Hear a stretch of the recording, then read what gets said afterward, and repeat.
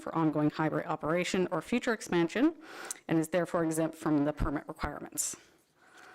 We have some photos of the property. So these ones are standing on the corner of Township Road 111 and Range Road 80. This is just looking down Township 111. This is facing the other direction down Range Road 80 with the proposed building site on the left.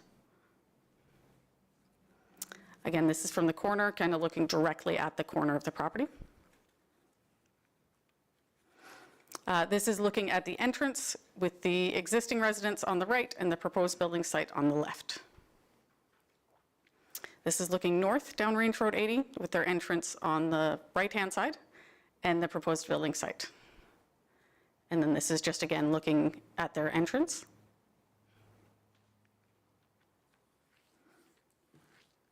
Okay.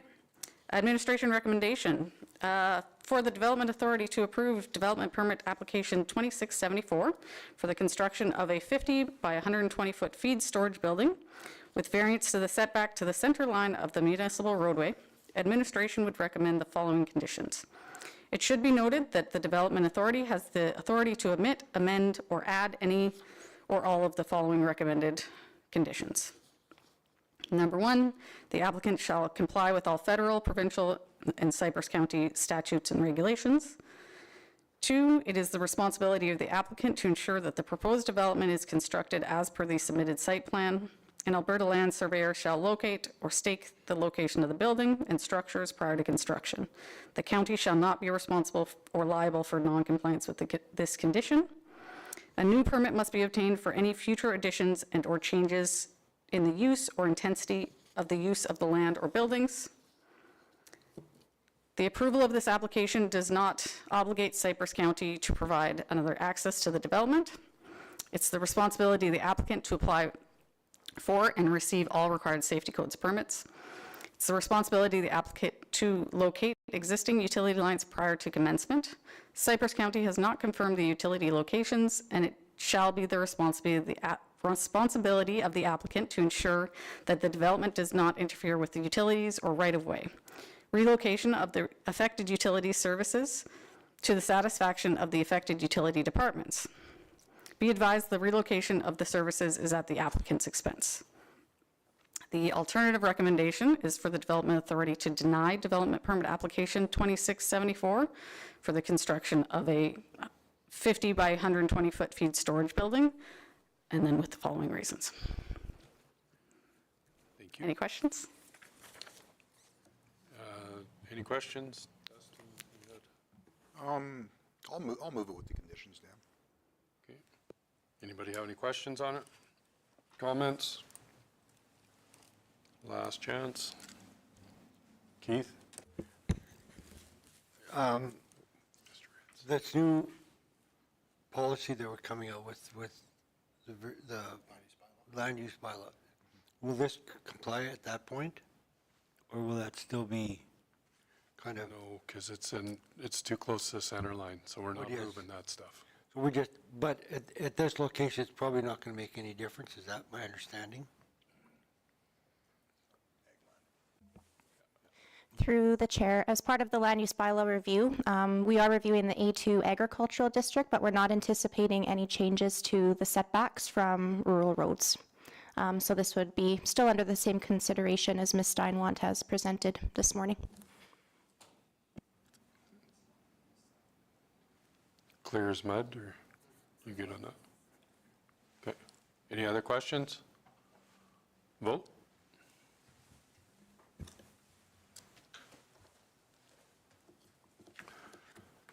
Okay, that's carried. The development permit has been approved subject to meeting the conditions that were previously discussed. The county will mail you a copy for your development permit. Since it's a discretionary use, there will now be a 3-week appeal period by the public, that the public may appeal the issue of this permit. The development permit will be advertised in the Cypress Courier paper for the duration of 3 consecutive weeks. If the appeal is not filed within 21 days from the date of the issue, the development permit will become valid at this time. If you have any further questions, you may contact the development officer to discuss them after today's meeting. Thank you. Okay, we will move on to subdivision applications 26 CY06.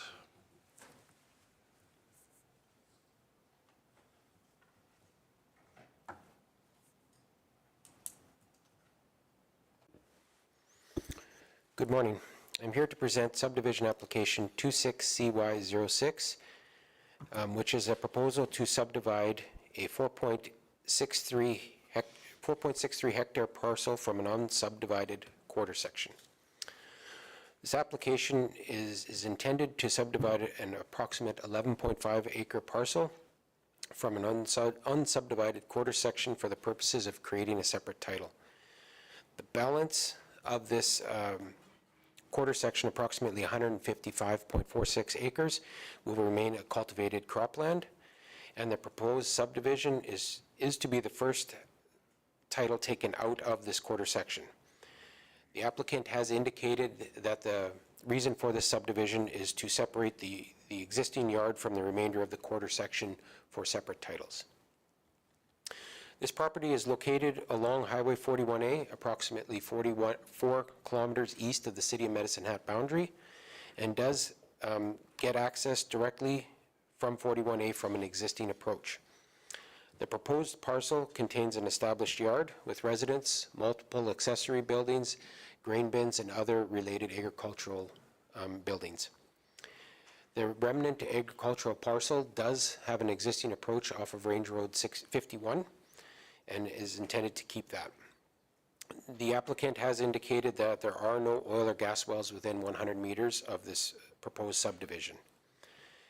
Administration has not confirmed, but it should be noted that utility right-of-ways may be required between the proposed parcel and the remainder of the agricultural title. Our next section here is reference to our municipal, provincial, and federal legislation. Would just like to point out that in our municipal development plan, that it does state that the county may support subdivision of existing farmstead or single vacant parcels if the subdivision will not impact or hinder agricultural use on the balance of that quarter section, and if the subdivision parcel size is for an existing farmstead based on the area incorporating the farm dwelling and accessory buildings and structures. This subdivision application was referred to our internal and external partners.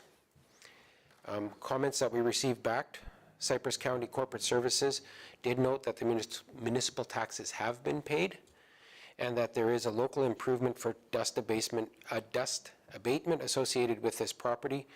Therefore, should the property be subdivided, the county will require notification as to which property the local improvement is to remain with.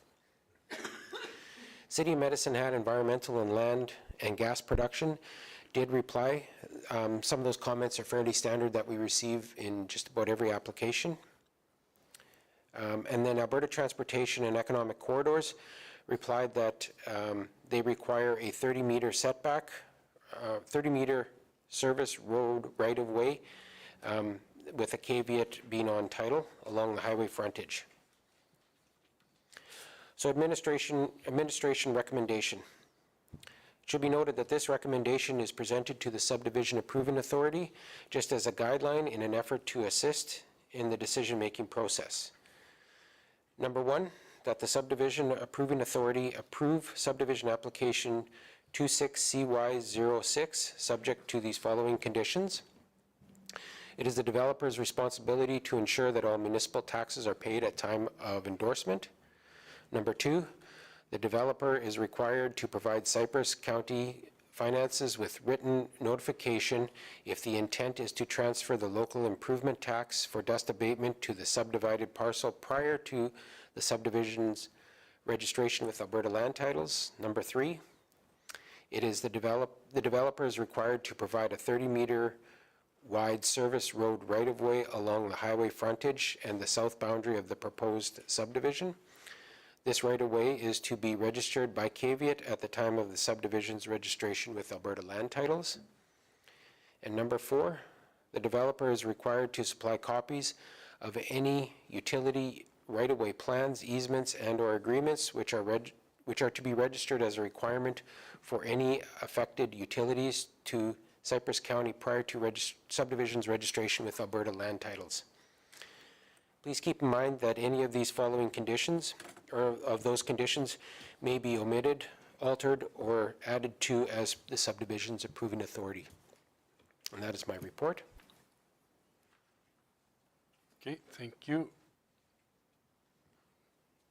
Mr. Ritz, you're moving it with the conditions. Any questions or comments?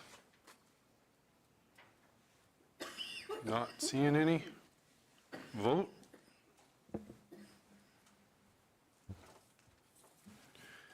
That's carried. The subdivision has been approved subject to meeting the conditions that were previously discussed. The county will mail you a copy of your subdivision appeal. You are advised to begin working towards completing the necessary conditions and getting arrangements to have the above subdivision area surveyed if you have not already done so. You have 1 year from the subdivision approval date to have met all the approval conditions and to have the survey plan submitted to Alberta Land Titles by your surveyor or for the registration of the separate title. If you have any further questions, you may contact the planner to discuss after today's meeting. Okay, that is it for subdivision authority. Mr. Ritz is moving to close. Vote.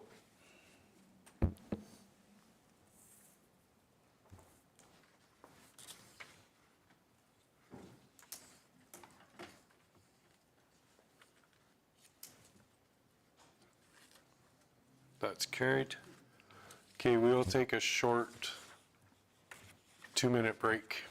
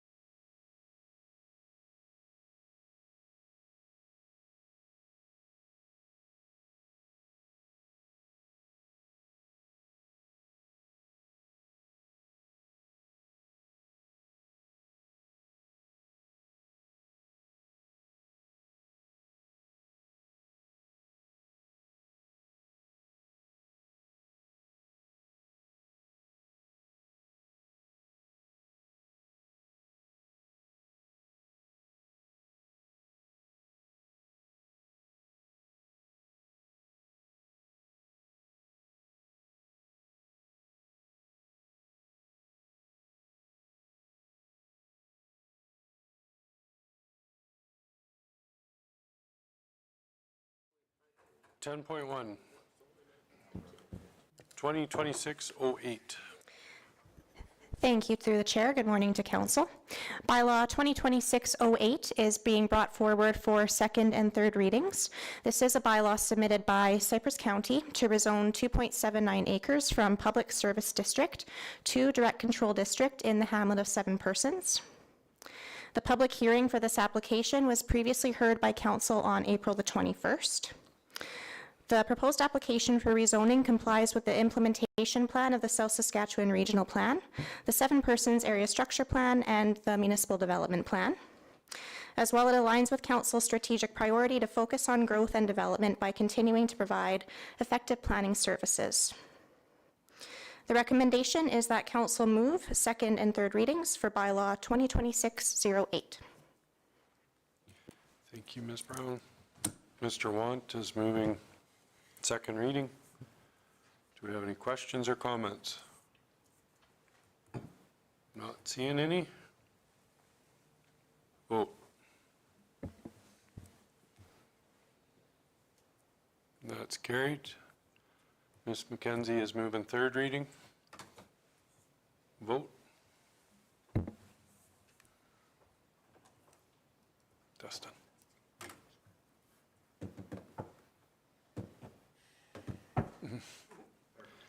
That's carried. Okay, we will move on to 10.2. Thank you, through the chair. We have 3 bylaws presented before you this morning for first reading. If first reading is passed for all 3 bylaws, then all the public hearings will be scheduled for June the 16th. Firstly is bylaw 2026-11, submitted on behalf of Triple M Farms, to rezone 9.88 acres from Agricultural District 2 to Country Residential District 2 within the southeast quarter of Section 26-11-7 west of the 4th. And the recommendation is that council move first reading of bylaw 2026-11. Mr. Ritz, moving first reading. Vote. It's carried. 2026-12. Secondly is bylaw 2026-12, submitted by Steve Kraus, to rezone 8 acres from Agricultural District 2 to Country Residential District 1. This property is contained within the northeast section of 11-11-5. And the recommendation is council move first reading for bylaw 2026-12. Thank you. Mr. Vossler's moving first reading. Vote.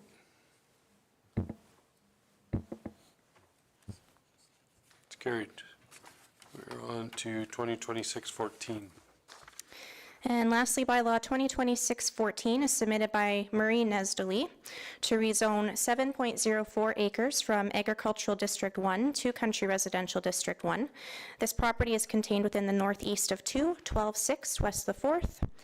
And once again, recommendation is council move first reading of bylaw 2026-14. Mr. Brost is moving first reading. Vote.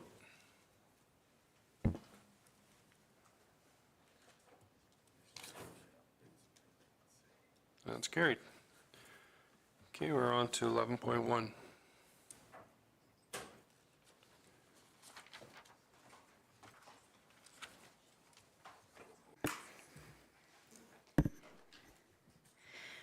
Good morning, Council. Through the chair, I'm here to present the 2026 Recreation Board grants.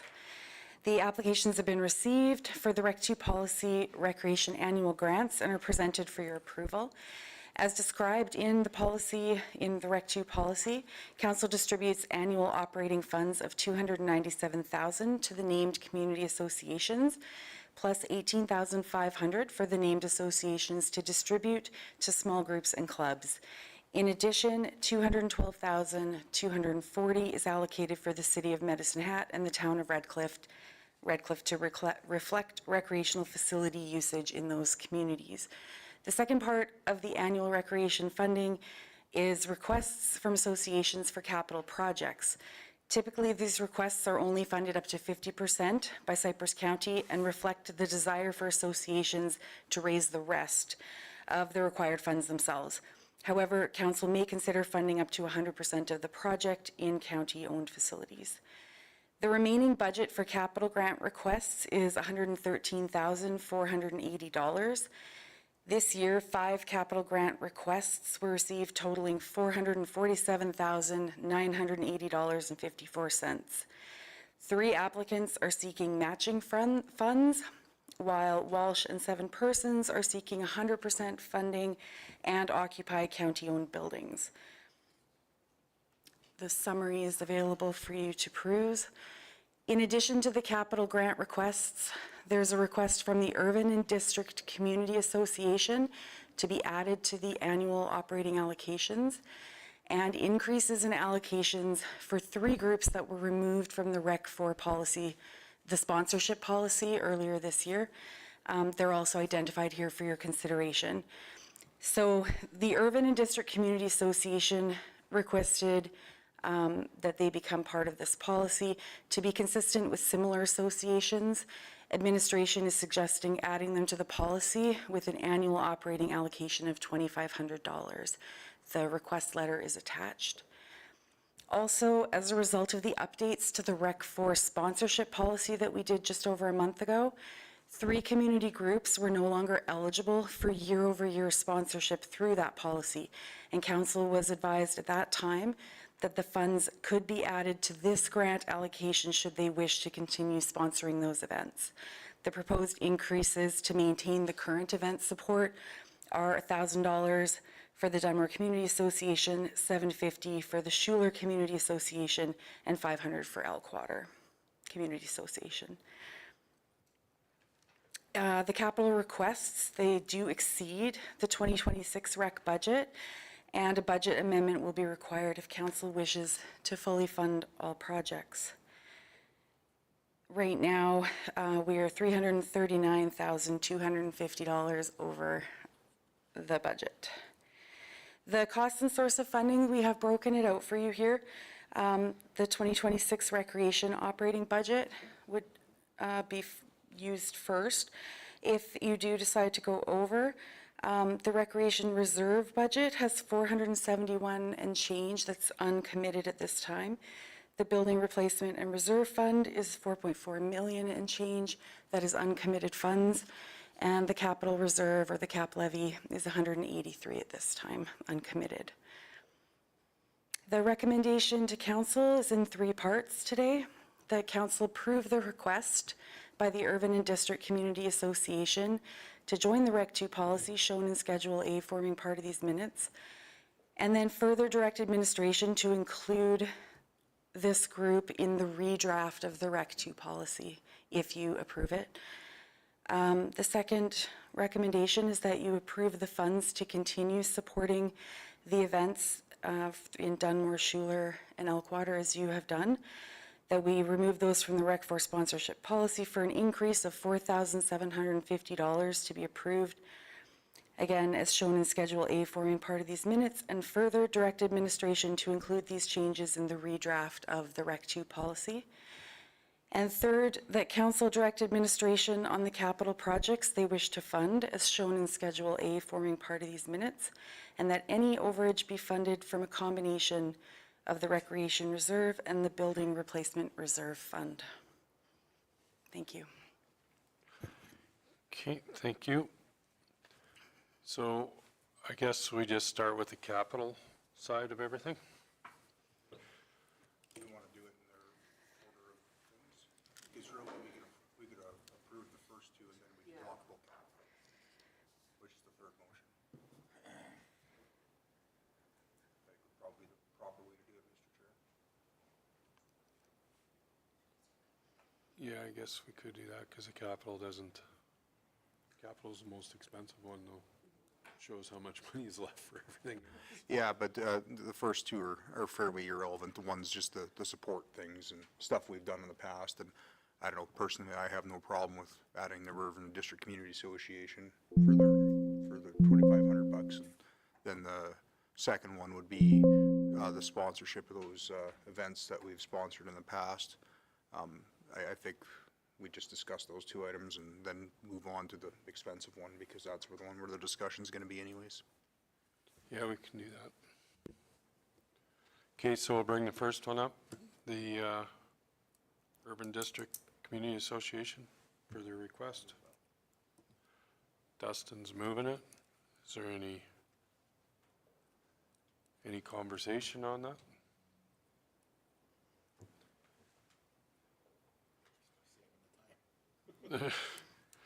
I guess so.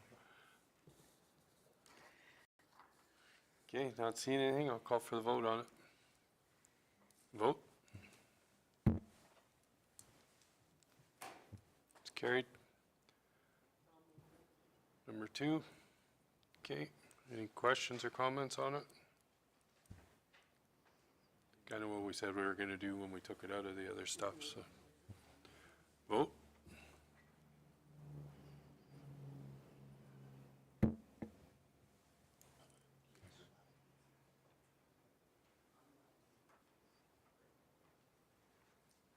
That's carried. Okay. Now we're on to the capital. Oh boy. Okay.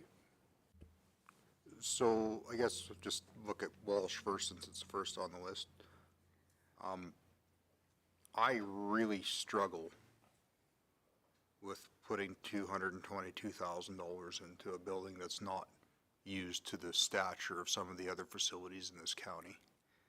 I'm all for keeping it in shape and keeping it up, but to do that kind of upgrade seems absolutely phenomenal to me.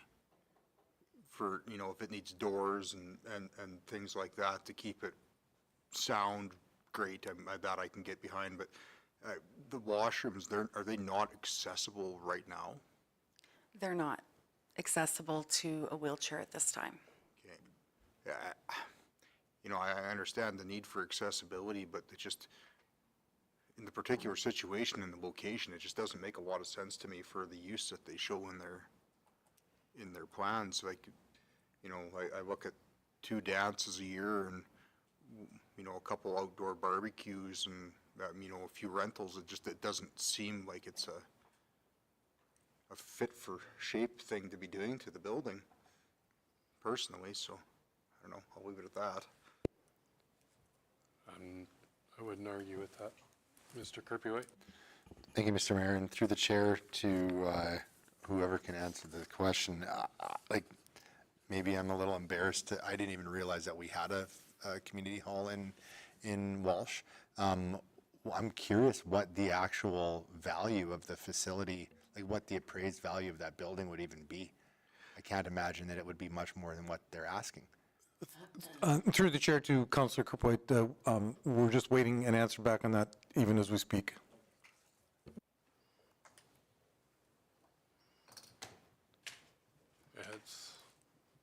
Mr. Cartwright? Thank you, through the chair. Just a major consideration for council as well. One of the items that came through the building condition assessments that were performed in all of the county facilities, a number of them had identified accessibility as being a key consideration for almost all of the public facilities that we have. I believe that administration could be coming back at the next budget with a request to do a more deep dive into a full program. One of the things that's a consideration, there is federal grants available for accessibility upgrades for public facilities when you hit a certain threshold. So the Walsh itself, I believe, there wasn't a program this year for the smaller grants, but there would be for large ones. So if we came back with a program that included all the facilities, there's bundled together, there's a possibility that we could apply for that federal funding for the accessibility upgrades. Mr. Brost? Through the chair. That's what I was one of my comments was gonna be, is there no way of applying for some grants? Because I do believe that this is a important hall to the community. They've kept it up well. It's in really, really good shape, actually. Been there a number of times myself. I think that we have an obligation to help them maintain this building, and if there's a way of doing it through the grant system, I think that would be a great opportunity, but I agree at this point, we might have to entertain that going forward. Mr. Proctor? Yeah, quite often, the reason why these buildings aren't being used is because they're not being maintained. So that's something we have to consider. But yeah, if we can lump together a bunch of our facilities that need work accessibility, let's do that way. Yeah. Ms. McKenzie? Thank you, through the chair. Is this a county-owned facility? It is. Now, I think I'm on the same page as everybody else. If we can lump it together and get a bunch of them done, that would be way better than this. Thank you, through the chair. To answer a question that was asked a couple minutes ago, the market value of that building is $199,380. The cost of the renovations exceeds the market value of the building. I think council has to consider long-term. The building was built in 1983. So we're now into an aged building.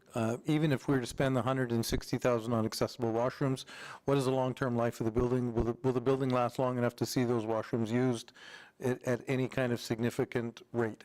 Again, entirely a council decision, because these are your communities that you represent. But council has indicated only several weeks ago to begin the investigation to a rather large structure. I would caution council that the operating costs on a new arena are going to run into significant dollars on an annual basis. And at some point, we don't have the resources to continue putting into all the small community association at the same time run a big building.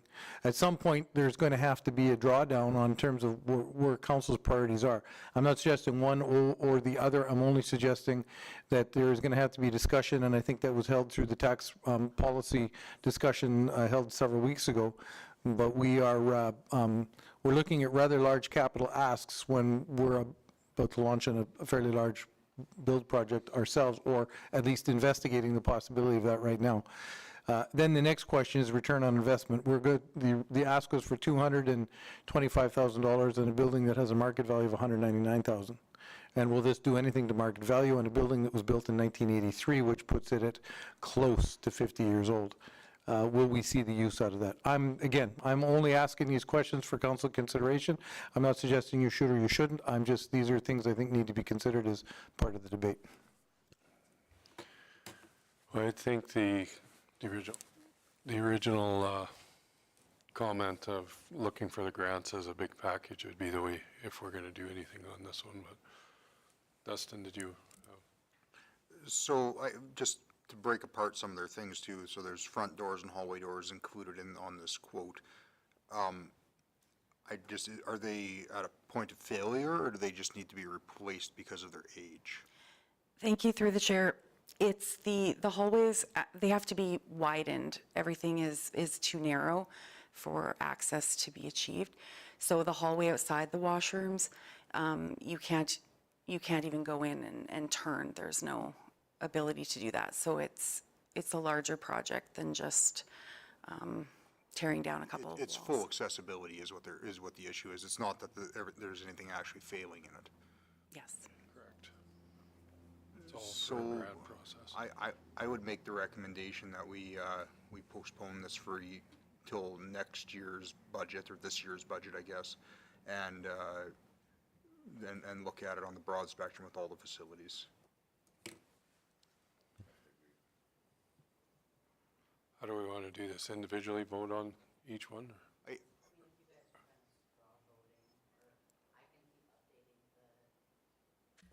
Thank you, through the chair. As we're going through, if council is in agreement, I can update the table so you guys can kind of see where you're at, and then you can vote on the whole thing, not individually.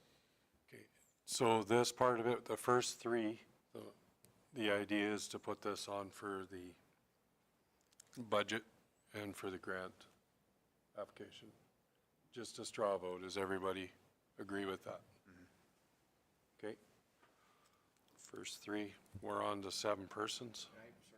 Oh, I'm just wondering if we say that we bring it back, I think that what we're doing is we're we're maybe not being quite specific enough, because I think that the fact that the building is valued at that 200, whether we send it to be brought back at budget time or not, still lends itself. I think that, supporting what Mr. Cartwright said earlier with regards to if staff is bringing back kind of a bundled up approach from a policy side on how we can go forward with accessibility, let's leave that with them to bring back, specific infrastructure where that potentially makes sense.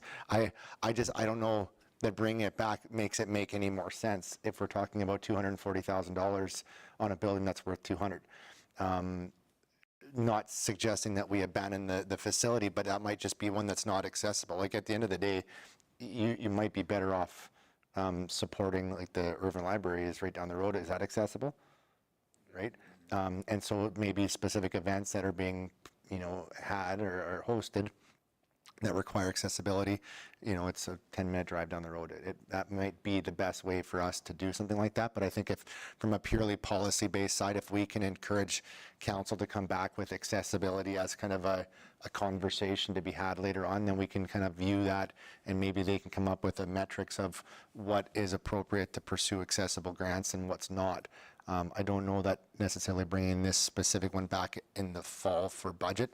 I kind of think that we're just going to have the same conversation then. Yeah. So you'd rather see it be moved into the grant application style and not come back for budget? Yeah, I think that staff is, if we give them the green light to say, hey, we're going to go through and look at buildings that we have that accessibility isn't there, and then kind of propose here's what we think makes sense and here's what doesn't. In a sense, it may still come before us, but we're not going to be debating the merits of it on a base by base. We kind of have to, if we can lump it together, that's great. But if we get $3 million worth of grants and we have a potential of $5 million worth of accessibility upgrades, do we put that into a building that it's going to, it's just the market value is not going to go up as a result of it? And is there better ways to support the facility that doesn't necessarily involve spending more? Like, it's basically saying that it's not accessible right now. It's almost a write-off in order to bring it up to accessibility. It's pure cost. Okay. So we're not doing anything with it, and it's up to staff to bring back however they see fit to bring back with whatever grant. Fair assessment? Everybody's good with that? Okay.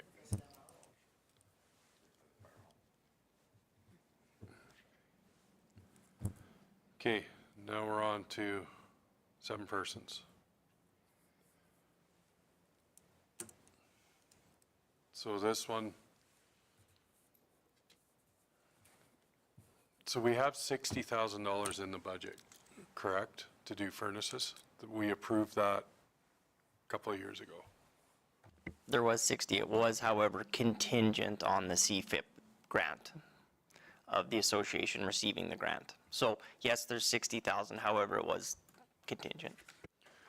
So at this being 173,000, if we up that to 85,000, if we add another 25 to it and still make a contingent on that grant, so they apply for the grant, they can still get the furnaces fixed right now, and if they don't get the grant, they can come back to us in the future for the air conditioning.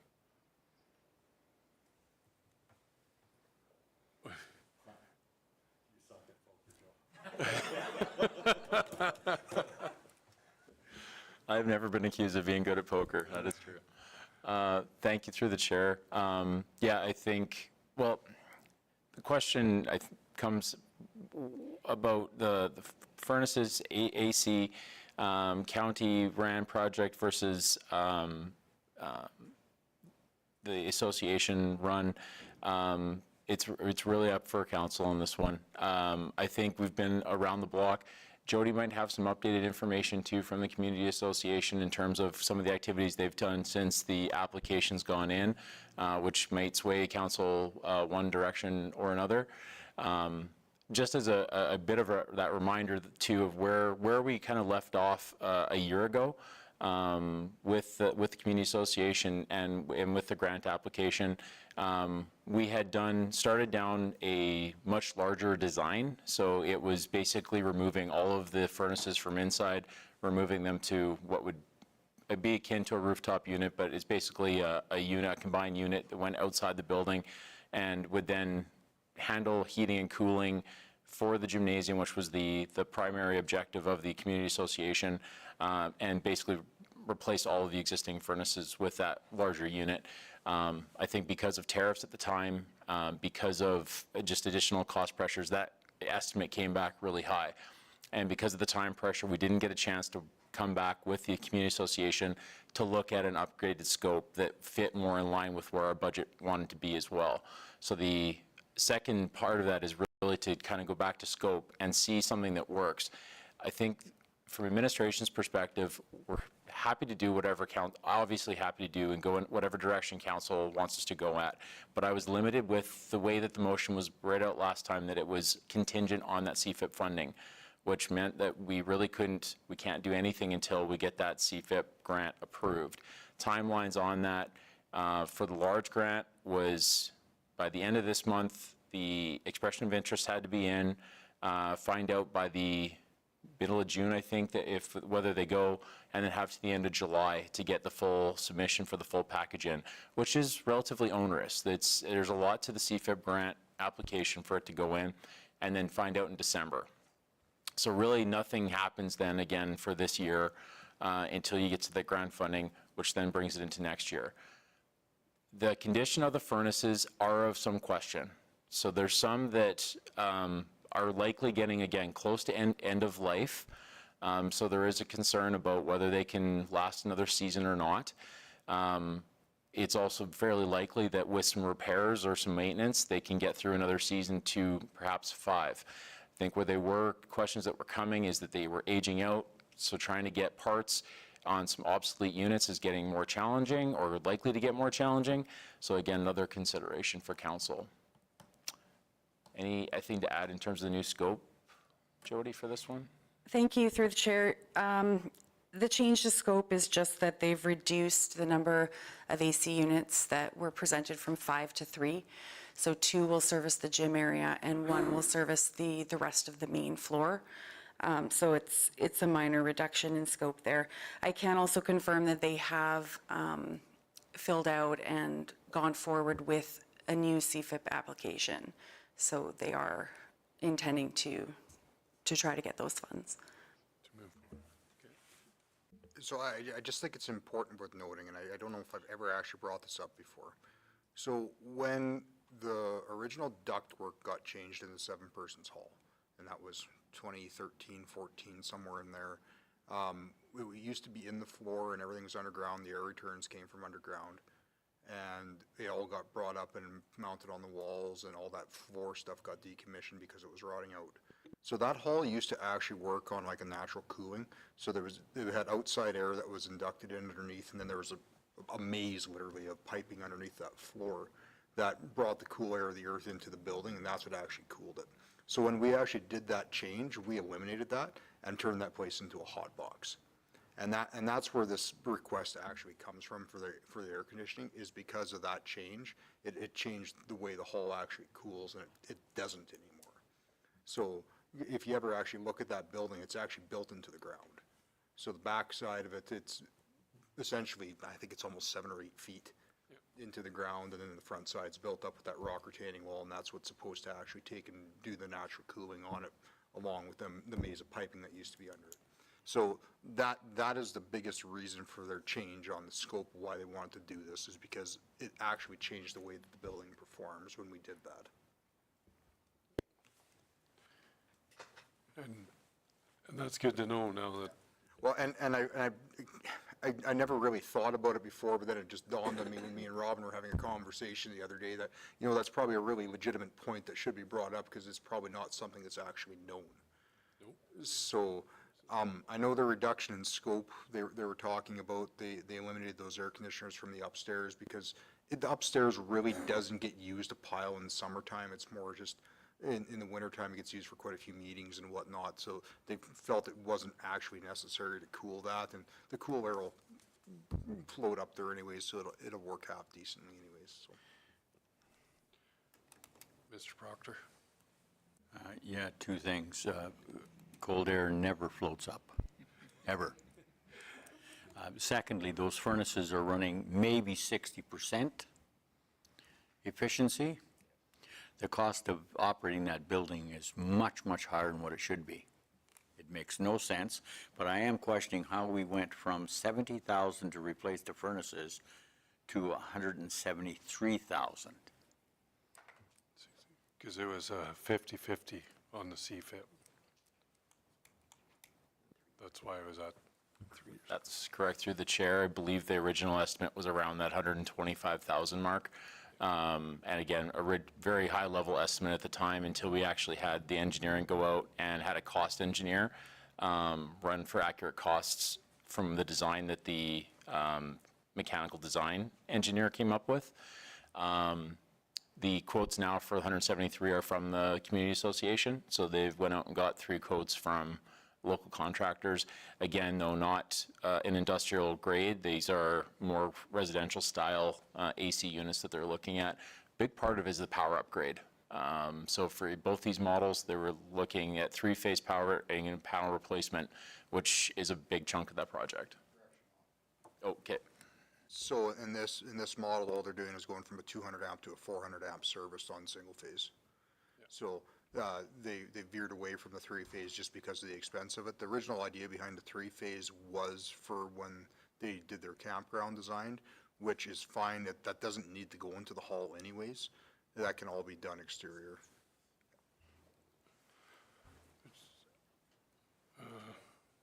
Mr. Proctor? So this 173 reflects the power for the campground? No. As well? No. Well, I'm still having a problem. I know that the quote for the furnaces and the way that building was designed was rooms were heated individually, so if you're not using a room, you turn the temperature down. That's the way it was designed. And of course, unless you want to start ripping out the walls and turning it into a big building, it has to follow that concept in order to be functional. The quote was $70,000 for the furnaces and AC units. I know that firsthand. So I'm still wondering how we got $100,000 over and above that. The rest is to redo the power in the building, so that's all those old federal panels and everything that are in there. That's the removal of those, to redo that, and then it's also to do a transformer upgrade and then rerun it into the building. But I was advised that the transformer, all the power was upgraded when we done the fire department was brought over there. Upgraded for a 3-phase service. And you can run 2-phase off 3-phase. You can run 1-phase off 3-phase. In order to run single phase off 3-phase, you need to step down. Mr. Hogan? Thank you, Mr. Members of Council. Just a couple of issues to consider. Number one, I don't believe we have a current lease with Seven Persons Community Association, and we'd certainly like to get that resolved as quickly as possible. Second, as the building owner, although the old lease indicated they were responsible for all maintenance, I do believe as an owner of the building, we have some responsibility to maintain some of the basics in a building, such as heat. Where I'm going with this is if we were to do this through a CFIP grant, the intake and the application, the approval will not happen for this winter.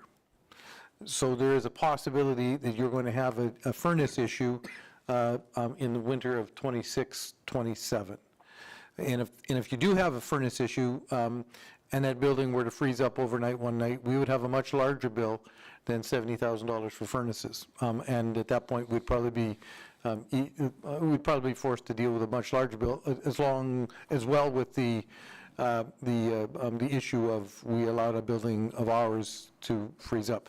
ACs, if the ACs can be done with that, it's a new install into the building, whatever, but I do believe we have an obligation for the furnaces. My concern is that the CFIP grant intake and application will not be in time to have furnaces installed for the winter of 26, 27.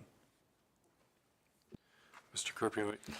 Thank you, Mr. Mayor. Mr. Hogan stole some of my thunder. I was waiting so patiently. And so ditto to pretty much everything that he just said. I think that at the end of the day, this has been dragging out for about 3 years. And I think that everyone behind this table and in front of it is anxious to see some kind of a solution moving forward. I think, what Councillor Proctor was saying, it's not wrong in the sense that you might be focused on that 70 and now it's 170. I think that it's irrelevant.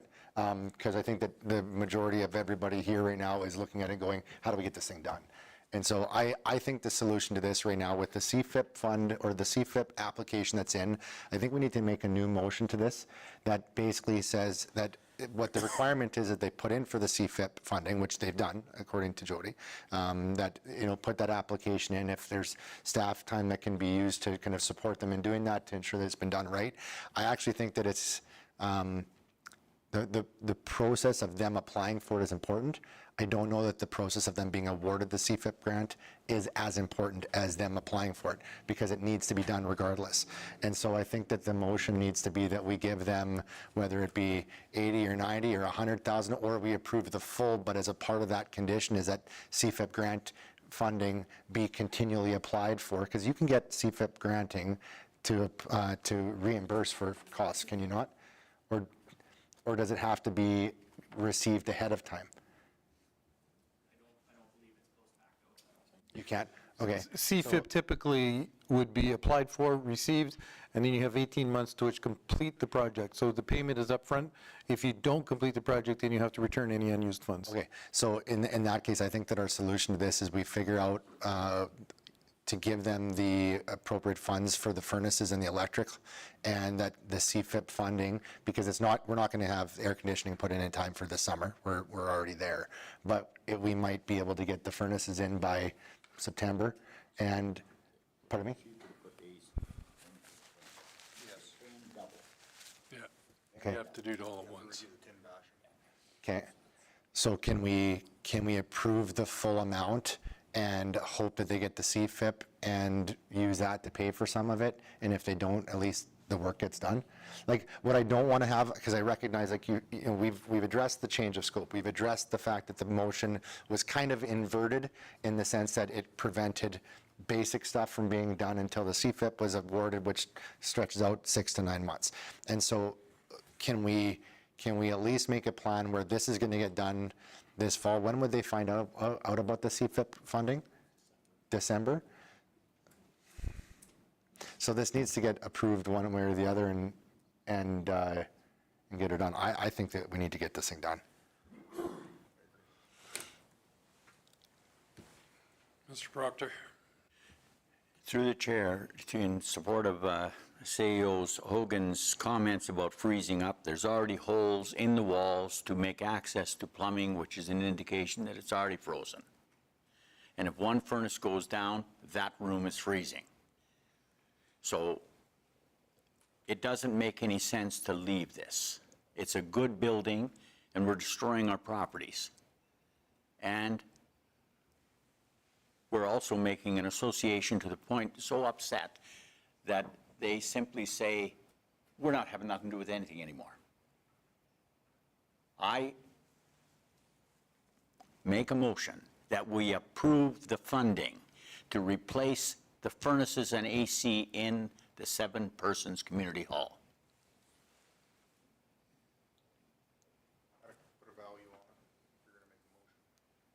But we're not doing a motion. We're just doing straw votes on here. You can make a motion if he wants to, Dan. We're in council. Yes, we're in council on. Well, then we should have done that at the beginning. Well, but I'm just saying he has the ability to make a motion. Yeah, or he can just say to approve the 173 with this right now, and it all comes out as one motion. Same as what we started.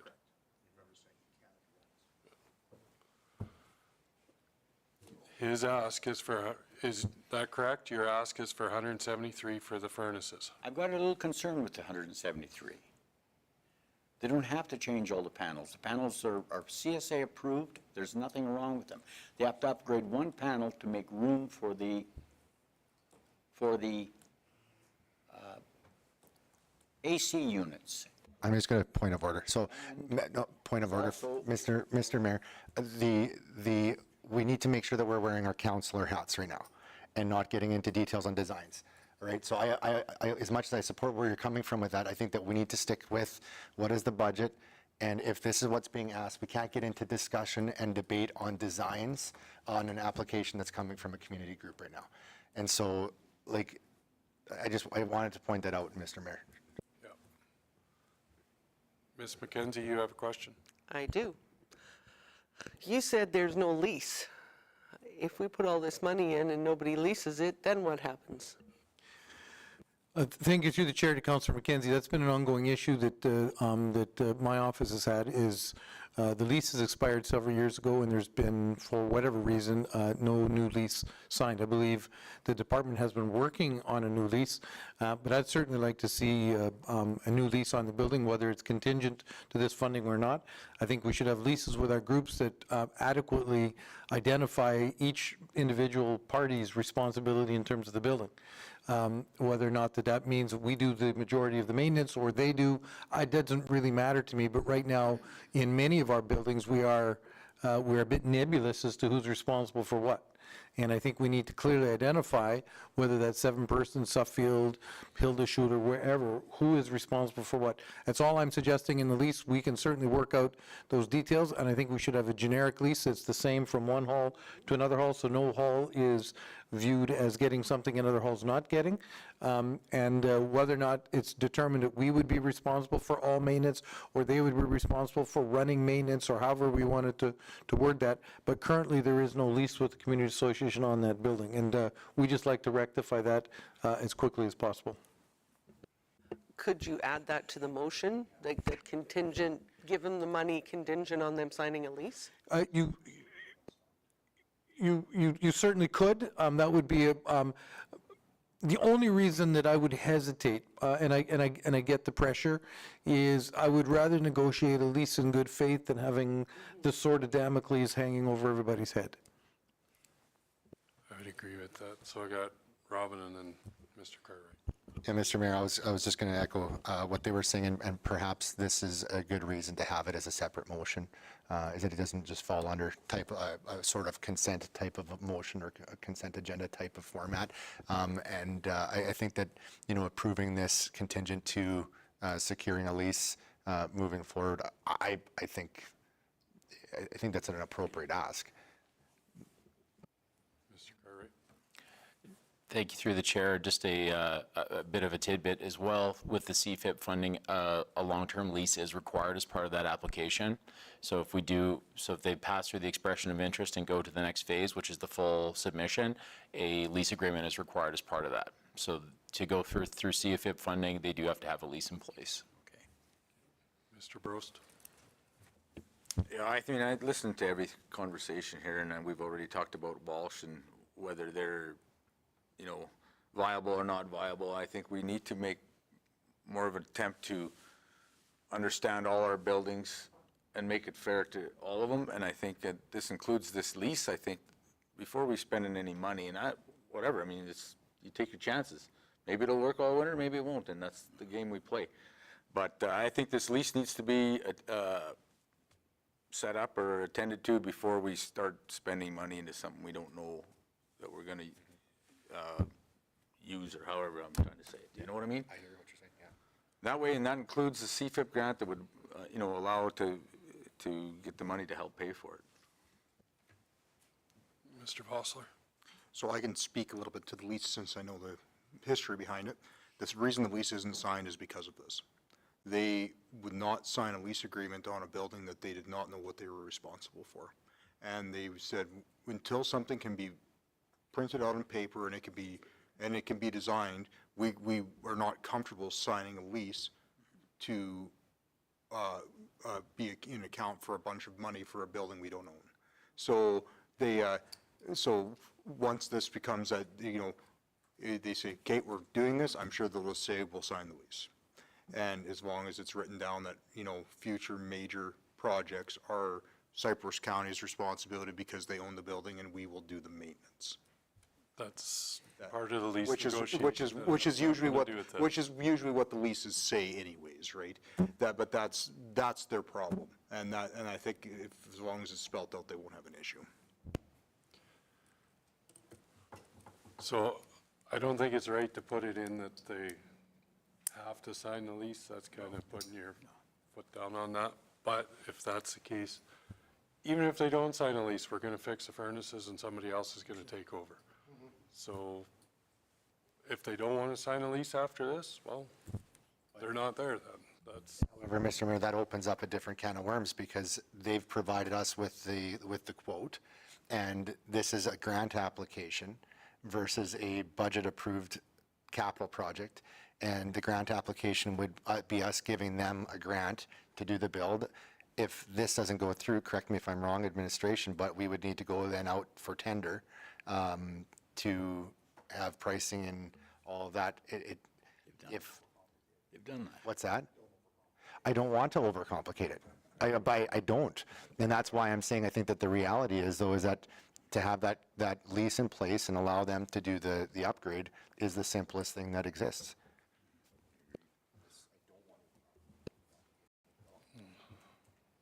Jody, did you have something?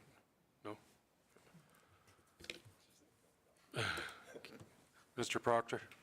Yeah, we went from an extremely Turn your mic off. You turn your mic off, turn it back on. to a very, very easy to deal with committee at the AGM when they thought they were going to be looked after with furnaces, to back to a hostile group. And these are good people. The furnaces cannot be left in that building and expect them to babysit them for free when it gets cold outside. Let's get them fixed. I got a motion on the floor. Let's see if it flies or if it dies. All right, motion is to fix the furnaces and air conditioning units. Doesn't matter. As a point of clarification, I just want to confirm that it's replaced 5 furnaces and 5 new AC units, or is it just the 5 furnaces at 173? I was unclear with your motion. 5 new furnaces and 5 AC units. Use your mic. Gary, use your mic. Sorry. 5 new furnaces, 5 new AC units as per their quote, and the necessary electrical to have them operating. At 173,000? I never said it was for 173,000 in my motion. Are you putting a number in your motion? Am I putting a number? To a maximum of $100,000. Okay, that's the motion on the floor. Any questions or comments? Oh.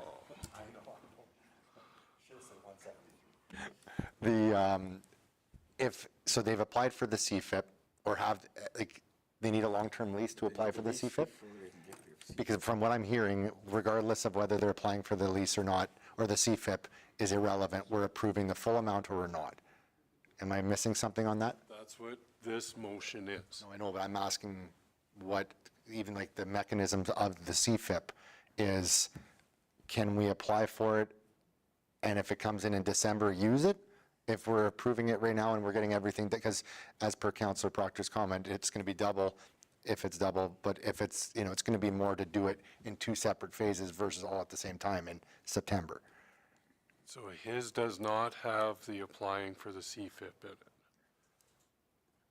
His motion is strictly for the $100,000 for the 5. That's this motion. How much is the CPIC grant? Just do the 170. Okay, so we have a motion on the floor right now for our 5 furnaces up to $100,000. Any questions on it? No. Any questions on it? It doesn't matter, another motion can happen. Okay, I'm going to call for the vote. Vote. That is not carried.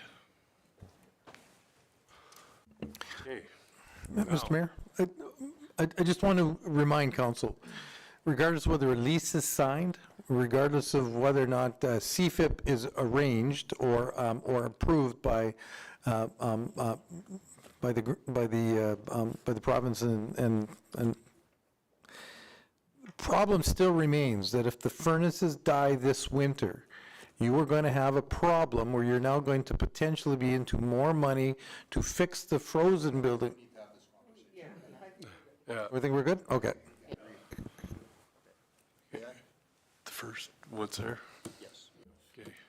May I make a motion that we approve $173,000 towards the replacement of the furnaces and the air conditioning at the Seven Persons Community Hall? Funded from the building reserve? Funded from the building reserves. Added to that, please. Any questions or comments? Vote.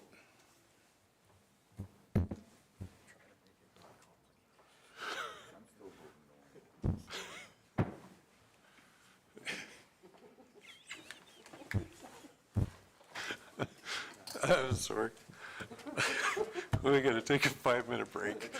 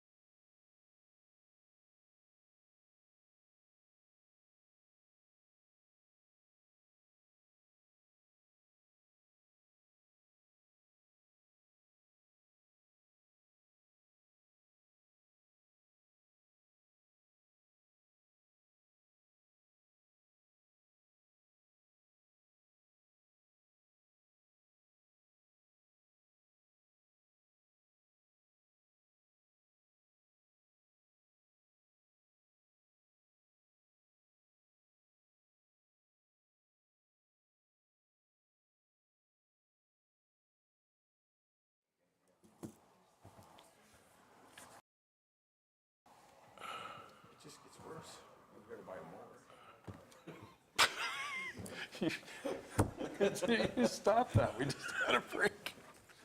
We can go through the other stuff and do it after. So I think he wants to clean it up now so we don't forget about it. Steve, did you, or Mr. Taves, did you want to make a motion? Or read out a motion for Dustin? Sure. So, Mr. Chairman, and through the chair to council, I don't have the resolution number. It was the budget resolution to approve the capital plan for the 2024 budget. So, without having the resolution number and everything at our fingertips right now, there is still that project of $60,000 contingent on the CFIP grant that is outstanding. So, if council would direct administration to cancel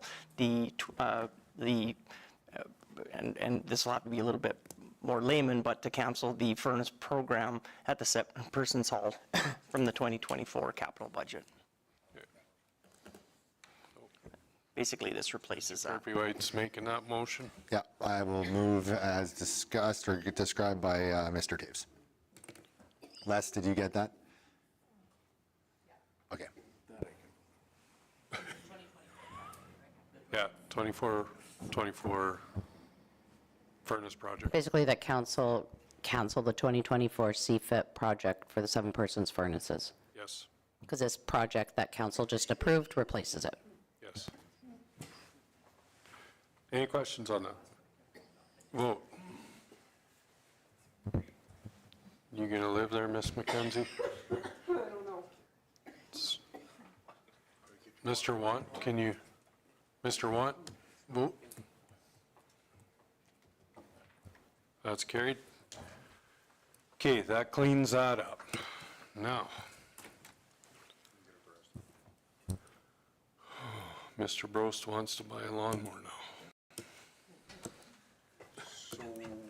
With that removed from there, that leaves all the budget remaining, correct?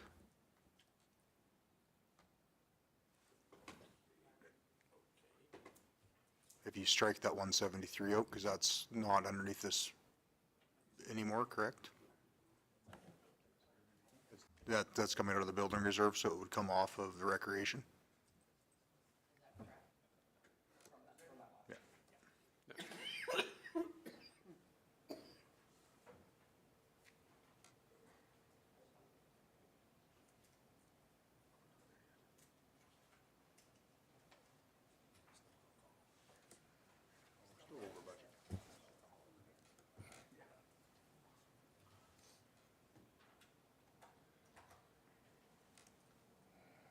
Well, how's?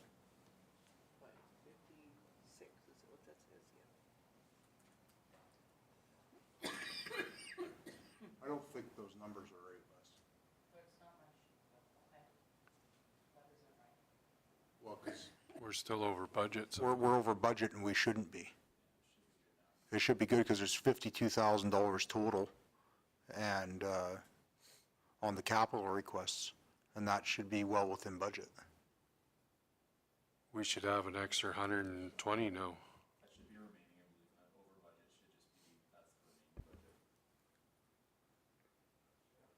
It would be green now. Okay, yeah, it's not a negative number. Okay, yeah, so it's actually good the way it is. Okay, so it's not, we're not short. Okay. So do you guys want to discuss these last three, or do you want to? Okay, Elkwater Golf Course. Mower.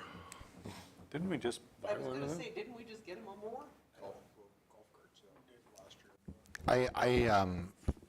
Every time, like I love the golf course out there, but I still question, it is not a not-for-profit, it is a business in that area. We've supported them with different things like bathrooms and such, but like when you're needing to cut the grass, that's kind of operations.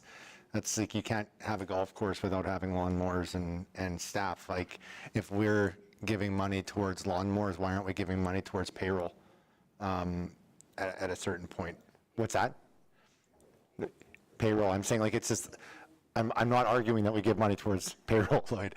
My argument is that I don't understand why we're getting a grant from a business for a lawnmower?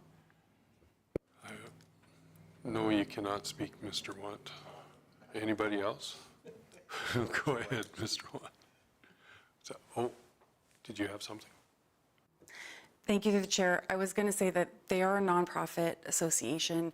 Yes, that we recognize that they run on a business type model, but they're not the only one that does that in the county. There are 4 groups that also you could, because they have revenues that come in. However, they are a nonprofit association, which is why they're eligible to apply for rec funding.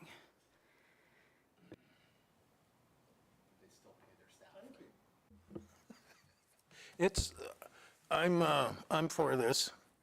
No. One of the main reasons is they serve all of Cypress County. And it's my understanding they had about 19,000 people there last year using that golf course. And that's a lot of revenue, not just for Elkwater, but for the entire Cypress County. And I believe that they were qualified. We don't give them, they don't receive any other support from us unless it's a capital budget. And they've been turned down several times. And I believe that we should fund this. Mr. Brost? Well, through the chair to Councillor Want, I think he should become a lawyer because that was a pretty good explanation there. I'd have to agree with that. So I would be in support of that as well. Well, he might be a lawyer, but he's not an accountant, because at 19,000, like it's a dollar per person, as like at the end of the day, it's an incredibly affordable golf course. I just $17,000 for a lawnmower, amortized over 5 years. We're talking about like $200 a month, $300 a month for payments on that thing. I just don't see where this stops and like the next piece of equipment and the next piece of equipment comes.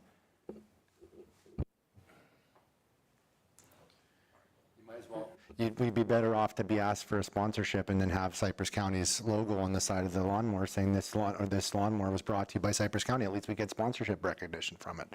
Like, that's essentially what it is. And honestly, I'd probably have a different position on it if that's what it was, but still at that point 17,000 falls quite a bit outside of our sponsorship allocation too. So We should get one of those golf ball retrievers for the driving range and have a picture of Robin Kirby-White on the side of it. We'll need it after this one.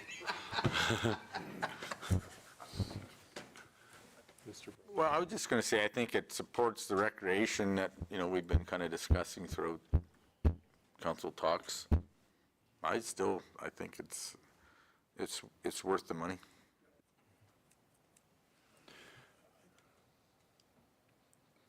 Okay, well, there's a straw vote here for buying the lawnmower.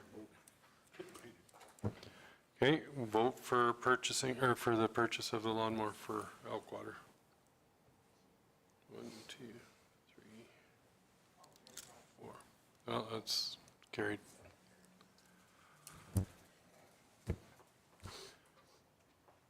Oh. Longfellow, ceiling lights, a new stage.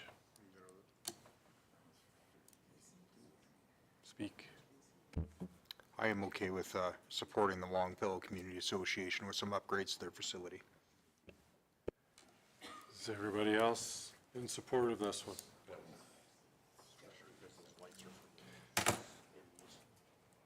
All right, that one's carried. What about the heck? I didn't even know there was an elevator there.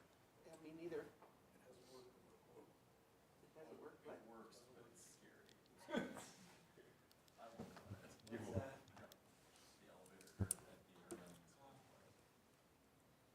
Oh, this is in the sportsplex. Well, go ahead. Well, as much as I'm in favor for it, I still question it due to the fact that we just talked about accessibility, and as far as I'm concerned, this falls underneath that. So how do we say, hey, you get to have accessibility to use your facility and you guys don't? So I struggle with this a little bit, if somebody else can help me out.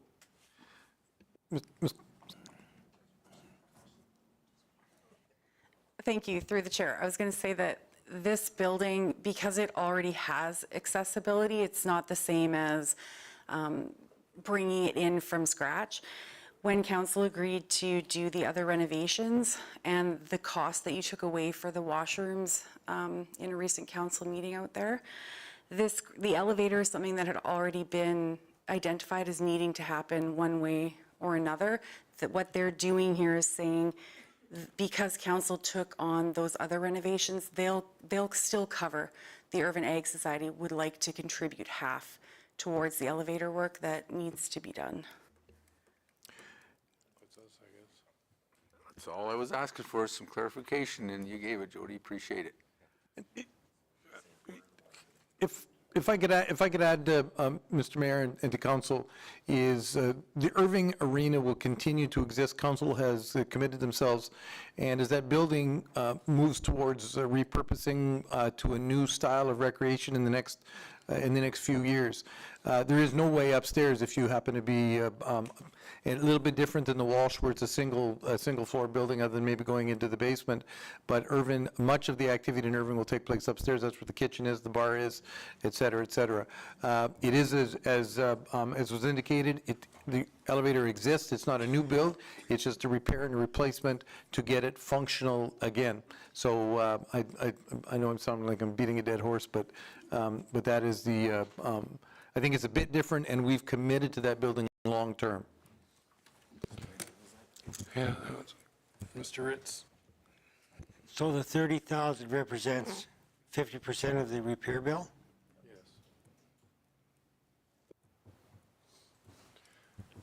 Is everybody good with that bill? For Irvin? Okay, not seeing anybody against it. That is it for the budget side, or for the capital side. So now I need a motion to pass everything that was discussed for straw votes for and against for this.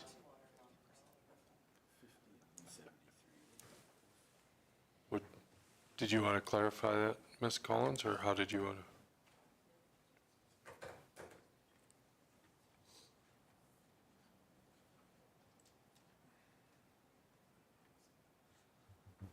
Okay.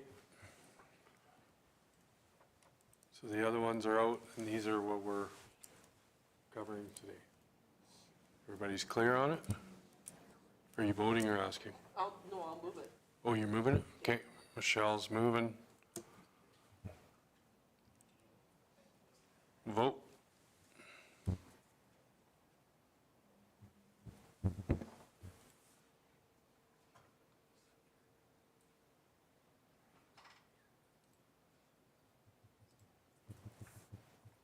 That's carried. All right, what part are we on to now?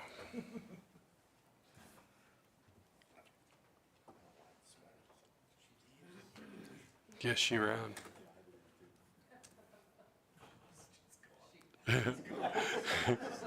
She's like, oh, am I glad to be.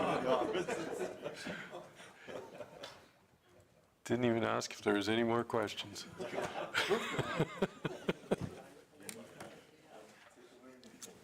Didn't want to stick around in case we changed our minds? Okay, Yeah. where are we at here now? I don't. What page are we at? Corporate services, 77. No, did we pass everything else? No, we just did the corporate, didn't we? 12.1? Wow. I wanted to go through each and every one of these pages. 12.1.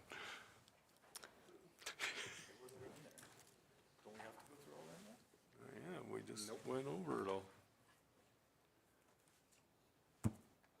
Go ahead.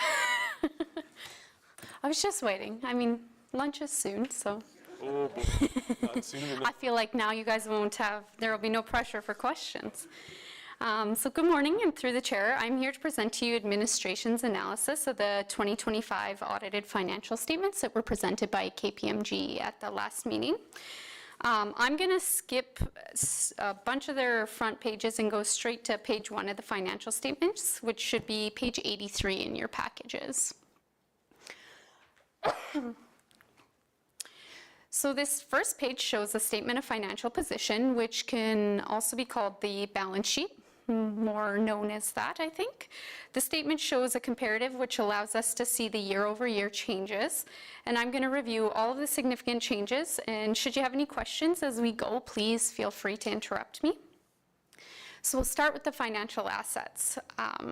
At the very top, we have our cash and cash equivalents.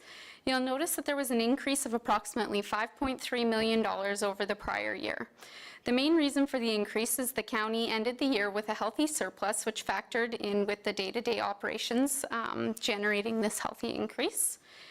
Looking next to the receivables, our tax and grants in place of taxes, we see that there was an increase of $1.76 million. We also did see an increase in our tax levies for the year, which is what resulted in the upward trend in the receivables.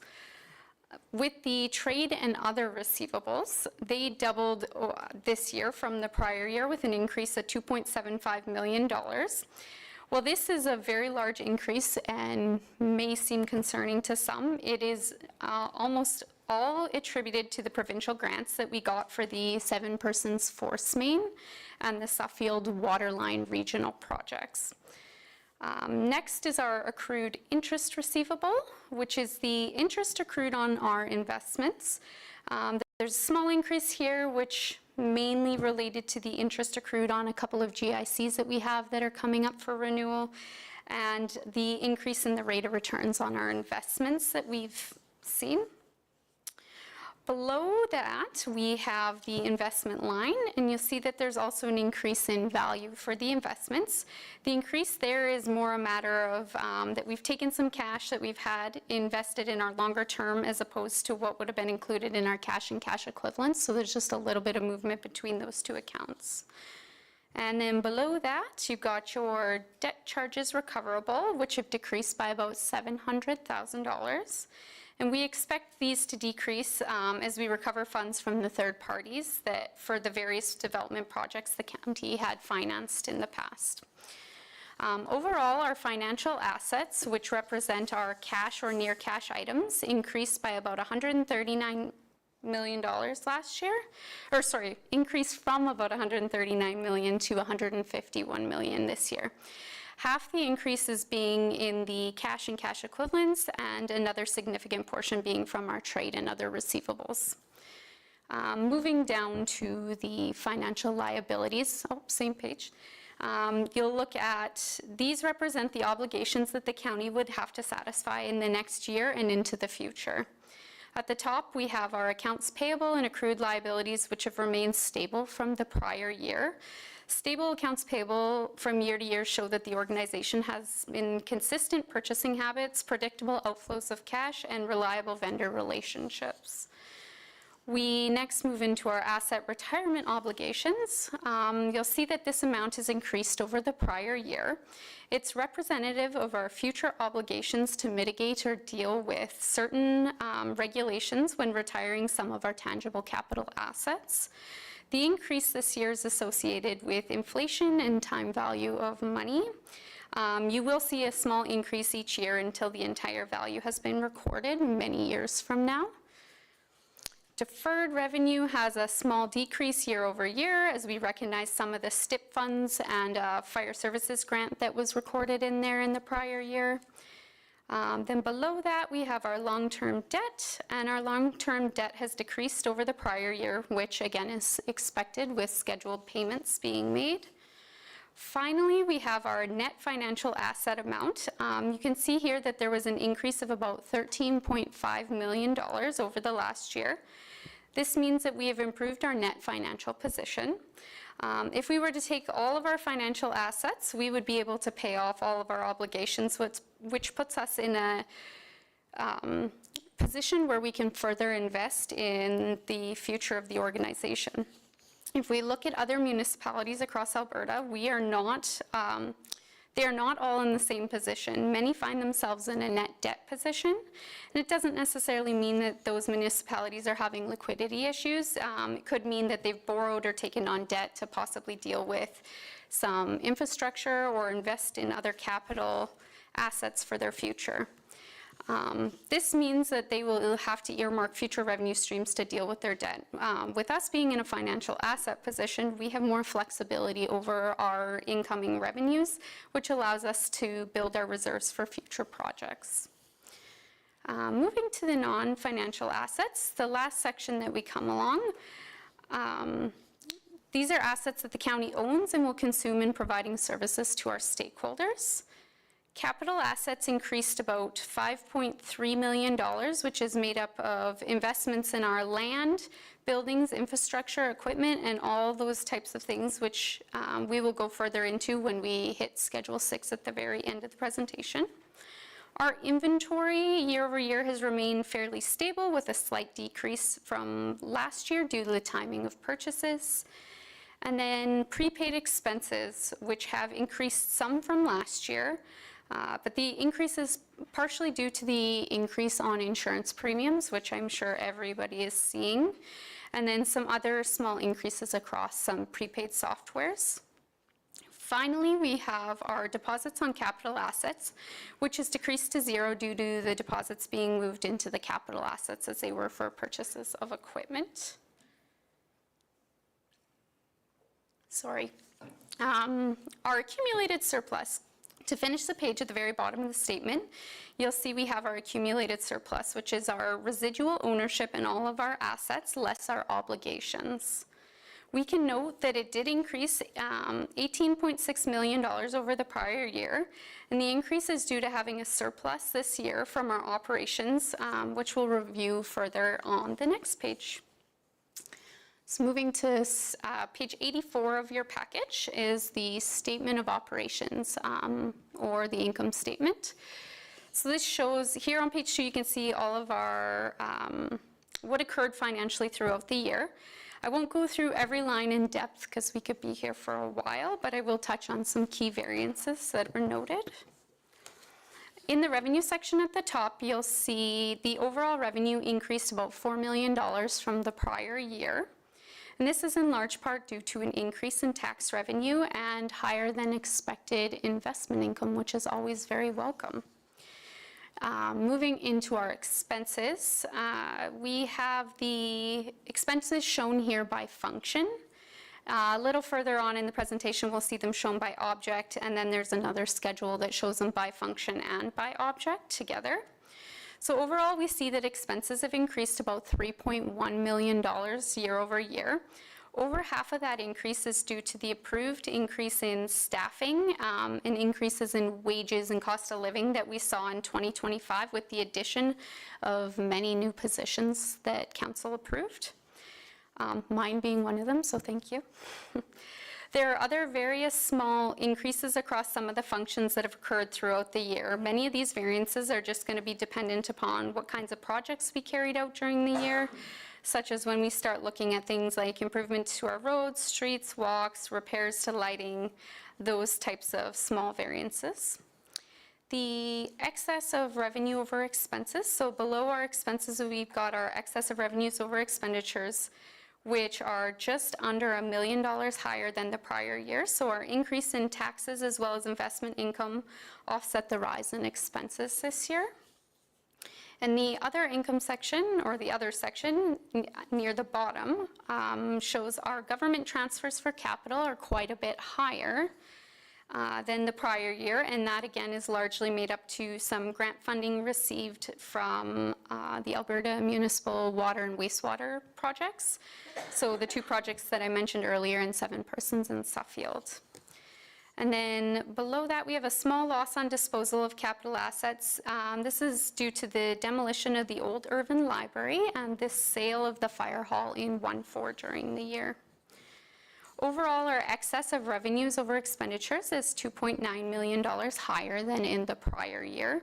And again, the main reason for that is that we had more capital revenue being recognized this year than we did in the prior year. So move on to the next page, on to the statement of changes in net financial assets. What this statement does is it takes our excess of revenues over expenditures, it backs out our acquisition of our capital assets because it's a cash outlay, and it adds back things like our amortization, because amortization is also non-cash, and it considers the changes in some of our other non-financial assets to really show why we saw the $13.5 million increase in our net financial assets for the year. So it's not a whole lot to explain on this one. Statement of cash flows is next.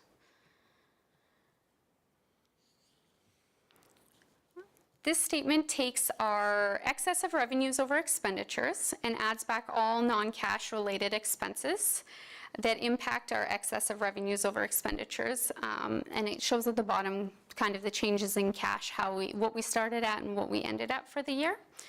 It takes into account our changes in receivables and payables and other non-cash assets and liabilities to ultimately get down to what the big change was in our cash balance at the end of the year. Under operating, you'll see that our amortization, accretion of asset retirement obligation, and loss on disposal of assets are all added back as they are non-cash movements. Then you see our receivables and payables, and those types of things come out to a number of $21.6 million for the year versus the $23.9 million in the prior year. And then changes in capital, which will be further shown in Schedule 6, and changes in investing on there, as well as our long-term debt repaid, which is just the payments that we make towards that long-term debt each year. The bottom number is ultimately our change in cash for the year. I'm not going to go too far. Next is kind of all of the notes in the financial statements. I'm not going to go too far into depth and spend a bunch of time in here unless somebody has a question on any of them, as I know the auditors kind of went through all of these. Many of them are for our required disclosures that were required by the MGA. So I'll just move straight into the Schedule 1, which is the Schedule of Government Transfers. And I think, Leslie, it should be on page 107.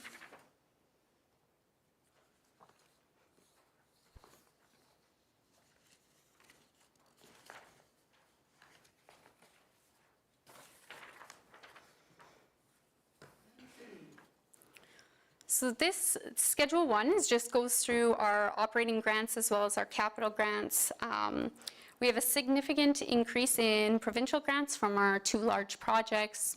Otherwise, everything's pretty standard year over year. Schedule 2 on the next page. So Schedule 2 is the schedule of segmented disclosures. This essentially takes the statement of operations and shows it by segment and then also by object.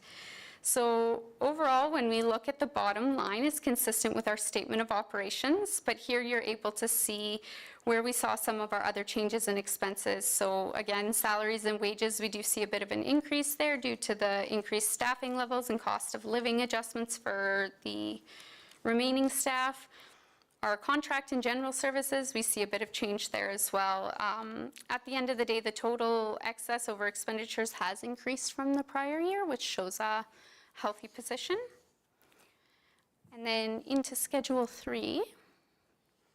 Schedule 3 is the schedule of changes in accumulated surplus. This shows the accumulated surplus broken down into 3 buckets. So the unrestricted, restricted, and equity and capital assets. Restricted would be all of our reserve funds. Equity and capital assets is just that. It's all of our capital assets. So if we look at this, when we invest in a capital asset each year, the amount will come out of unrestricted, go into capital assets, and you'll also see when reserves are transferred back and forth between any of the 3 buckets as well. on to the next page is Schedule 4.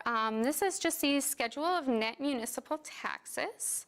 It shows our gross tax levy less any of the requisitions that we have, such as the school foundation, Cypress View, those things, so pretty straightforward. And then second last one is Schedule 5, which is all of the schedule of expenses. Here they're outlaid by object, so just another way of looking at it to look at the county as a whole. So I won't spend too much time here as we've already kind of spoken about the big variances, which again is just the salaries. And then finally, we're into Schedule 6, which is a schedule of tangible capital assets. Here you'll see our opening balances, the cost of acquisitions that we made during the year. So land and buildings, we invested in the new Box Springs Fire Hall. There's the engineered structures, which again, there's some water and sewer projects in there, bridges, roads, machinery and equipment. There was lawnmower, some various other small pieces of equipment. That one's to be used at our campground, but and then some vehicles kind of throughout, various ones that were approved throughout the budget. Again, the disposals show that disposal of the old Irvin Library and then the 1-4 Fire Hall that was sold during the year. And then it outlays the amortization and the ending balance of all of our capital assets. So I feel like I went through all of that fairly quickly, but does anybody have any questions? Does anybody have any questions on it? The one person that would have questions is not here today.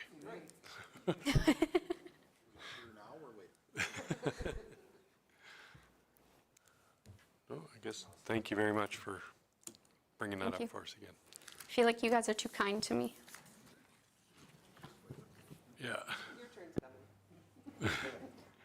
Thank you.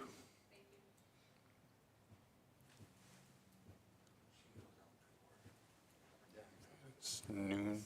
Food's here? I think so. Is that who, was that food that came in? Okay. Since that's done, we might as well break for lunch. Come back at 12:30. Thank you.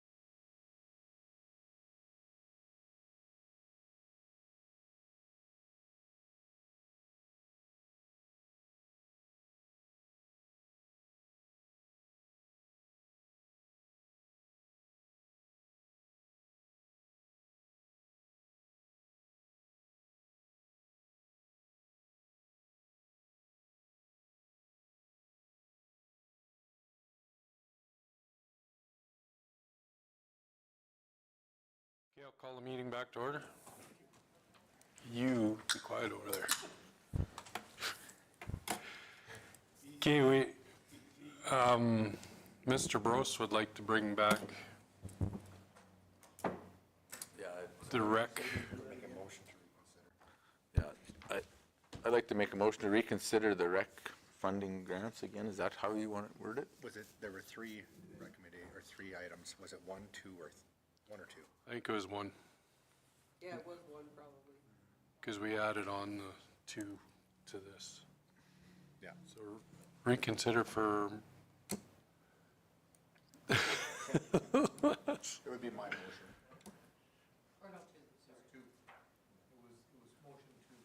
it was a motion. Michelle's motion. Yeah, I made the second one. You made one? Yeah, I made number 2. But wasn't that one for the Irvin and, or for Elkwater, Schuler, and Dunmore? That's the one I made. So can we just not bring back the rec grant? Motion to bring back the rec grant? No, because it's. A motion to reconsider is to open up and re-debate. Something that was. Yeah, it's not against what's decided, it's what else is in there. Yeah, we just made what else it is. We're not debating what we already decided. We're not debating what we already decided, we just missed part of the Can you bring the discussion. We missed the rec things annual back up, grants is what we please? missed. It would be the recommended motions. Here they are, right here. I can't figure out what page you're on. Mr. Mayor, members of the council, it might be just as simple to have a separate motion separating those issues in that, in the current policy that, You got me? Okay, so we want a motion then? Okay, so we want to discuss the rec grant, or the annual operation allocation. That's already been voted on, right? Which is why we need to reconsider.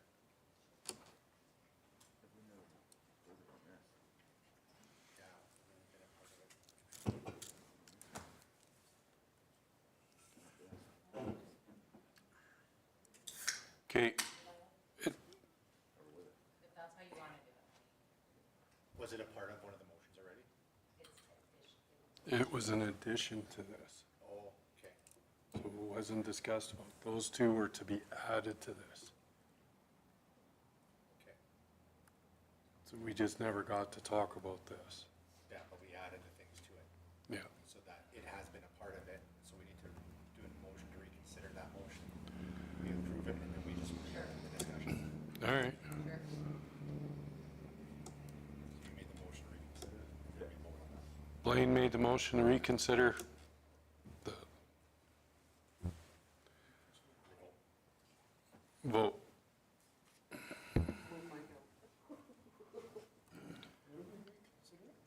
Just vote. You can vote no if you're lost. Yeah. Oh, you're not lost then. That's carried. Okay, now I gotta find it again. I lost it. 76.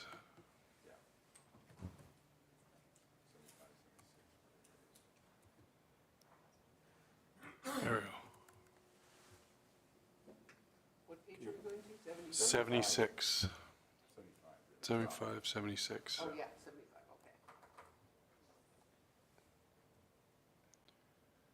No, the one we're want to talk, or go to is on 76.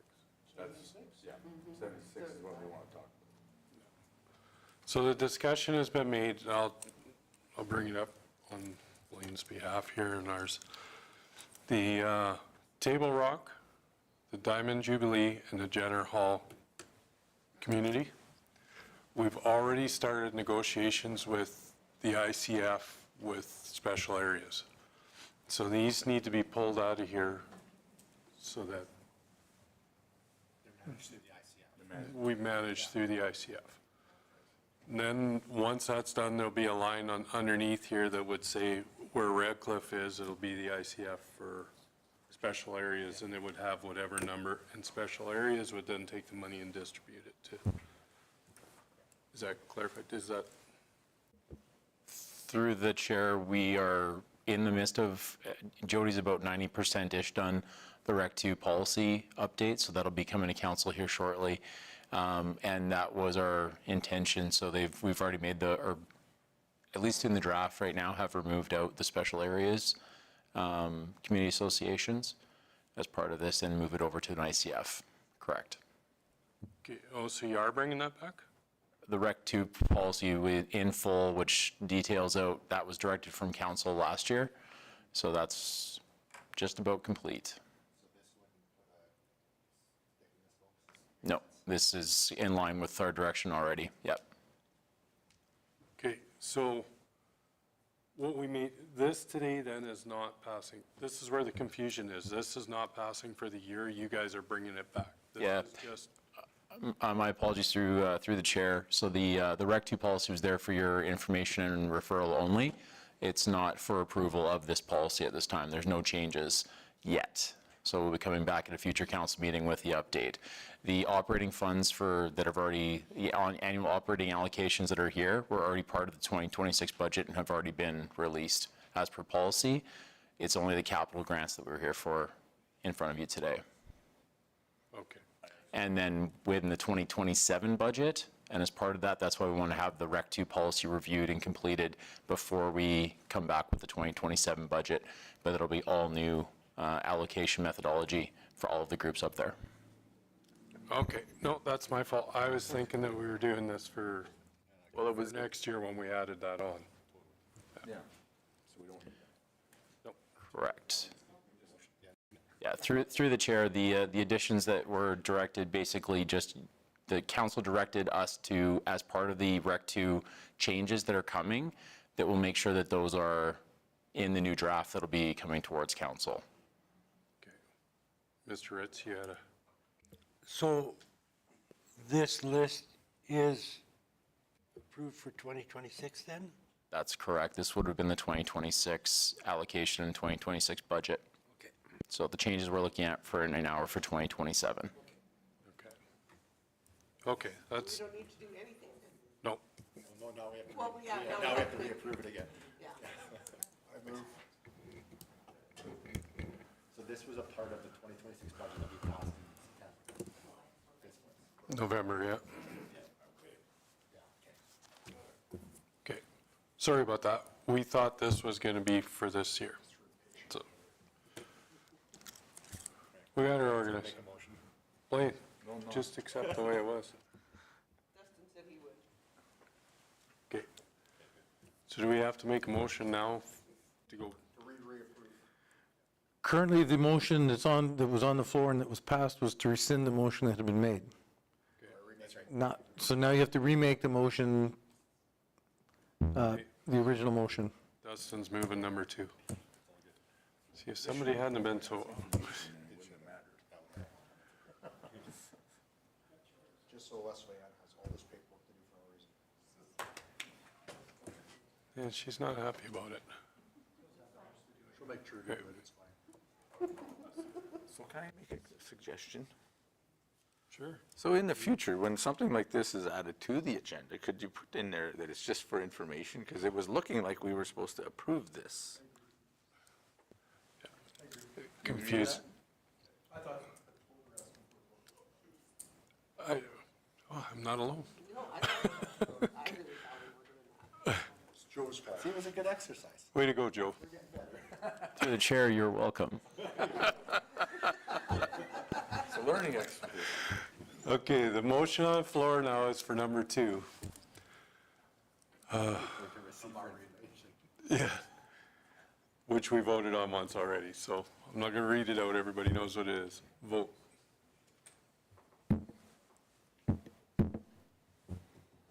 This thing won't work, Les.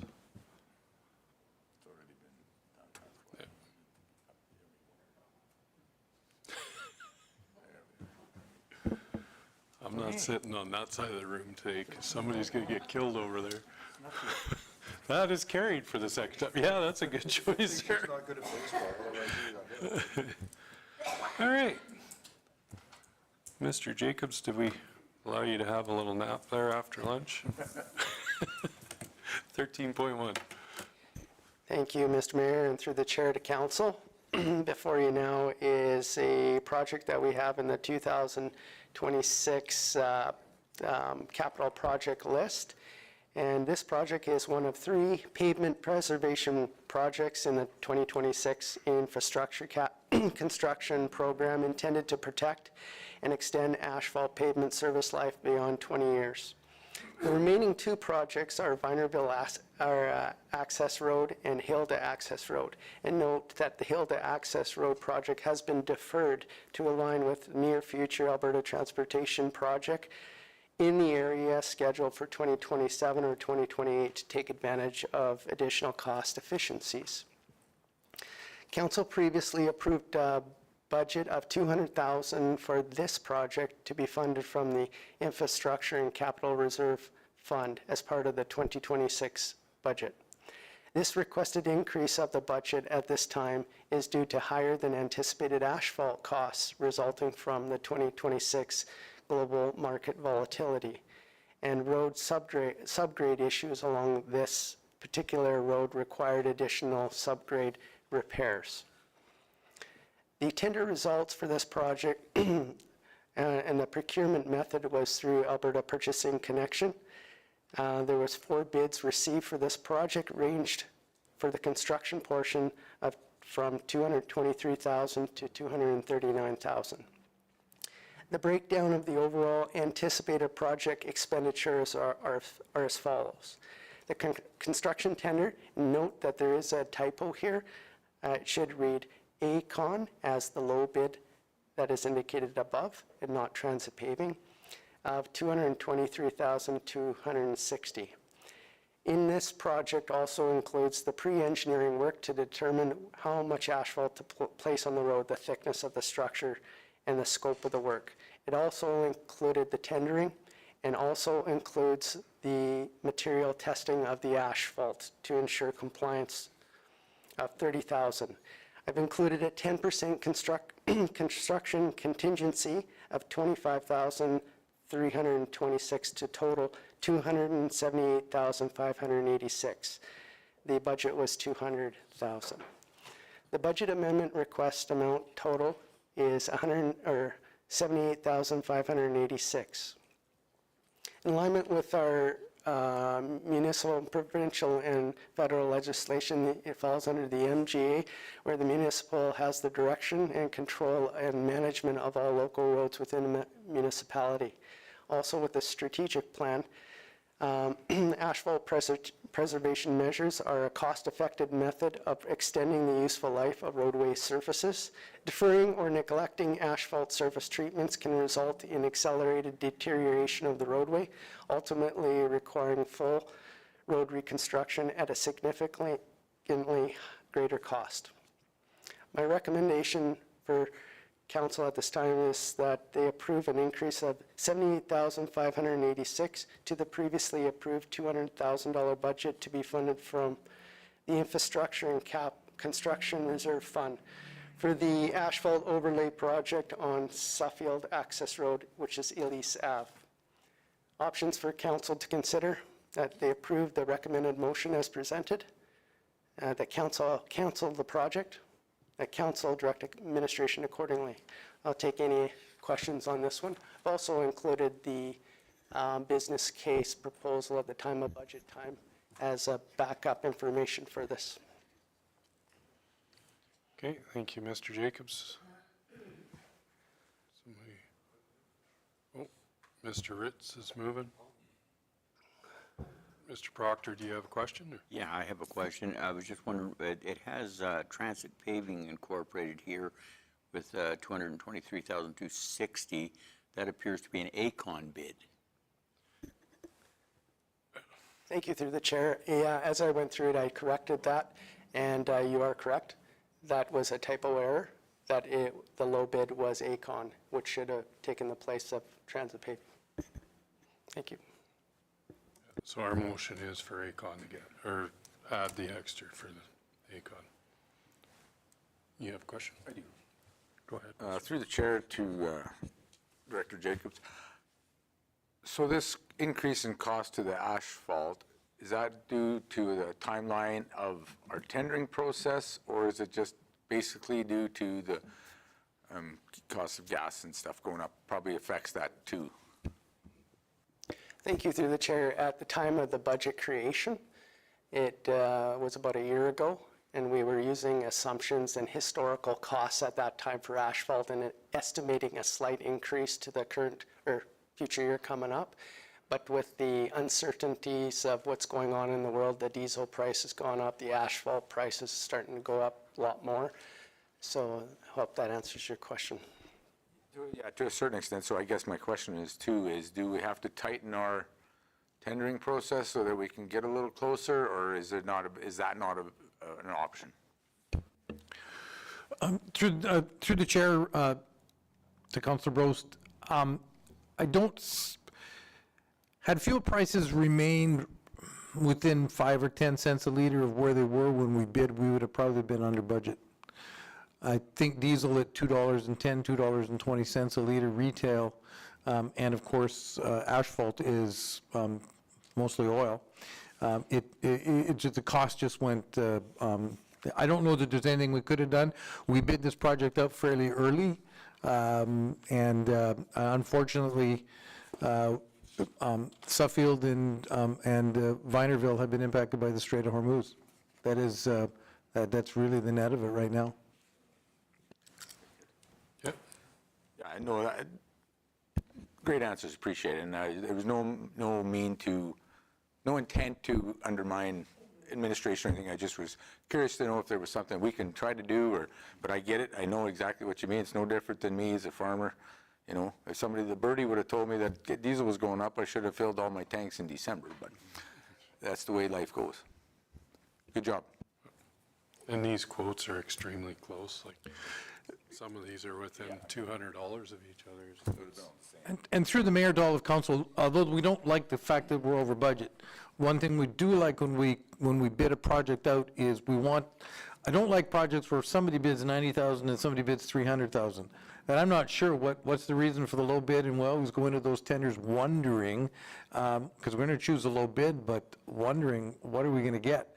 When everything is within a couple of grand on a $200,000 project, that tells me that we're bang on the market with what the current market is. We may not like the market, but the tendering process has worked out the way it was supposed to when you're that close. When we're $1,500, $1,400 between bids, top and bottom are less than $20,000. That's actually that's a good sign about the tendering process. Mr. Proctor? Yeah, quite frankly, I'm surprised that this increase was not a great deal more than this. I would like to move a motion that we approve the $78,586 increase. I already have a motion on the floor from Keith to move it. For Mr. Ritz, sorry. Any other questions on it? Vote.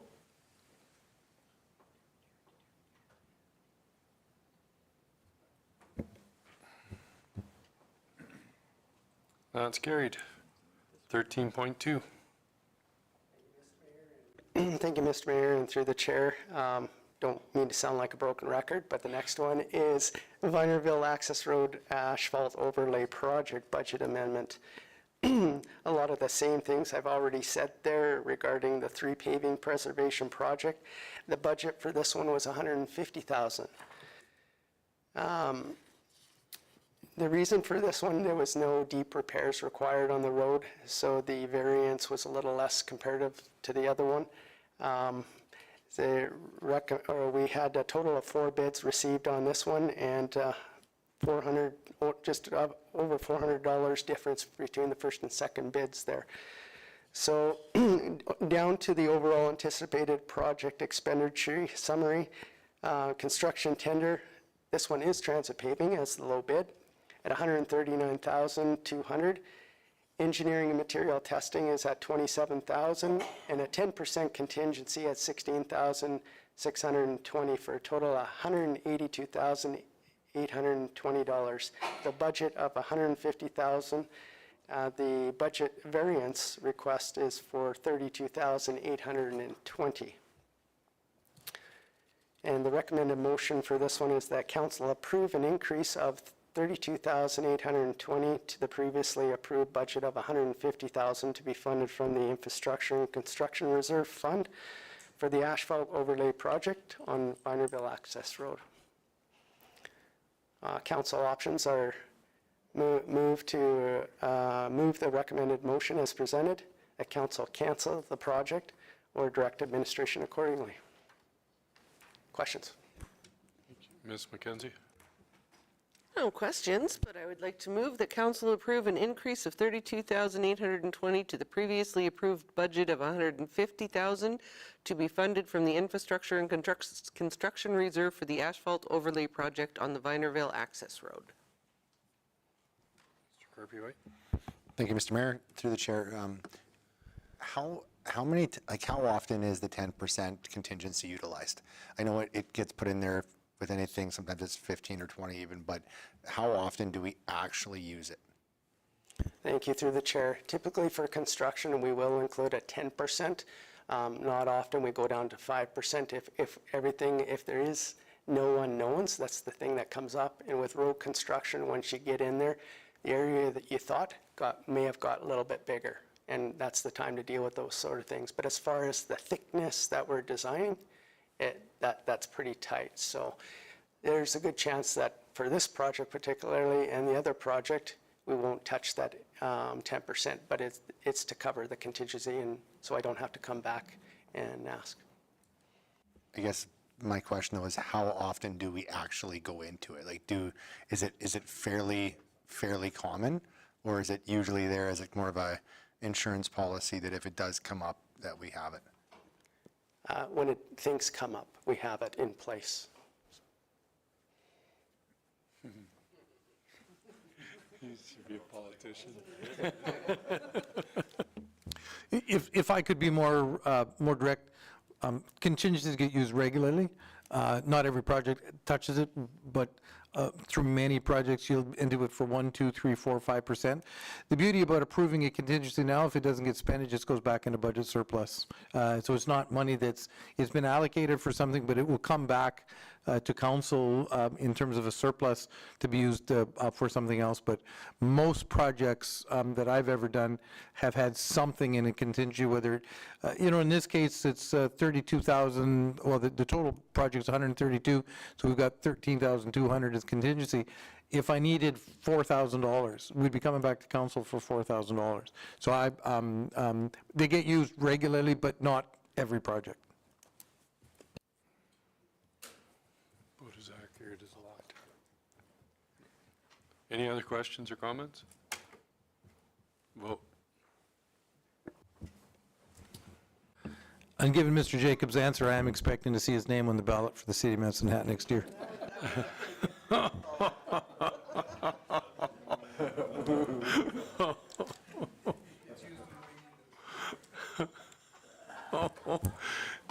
Turned a little red on that one, Mr. Jacobs.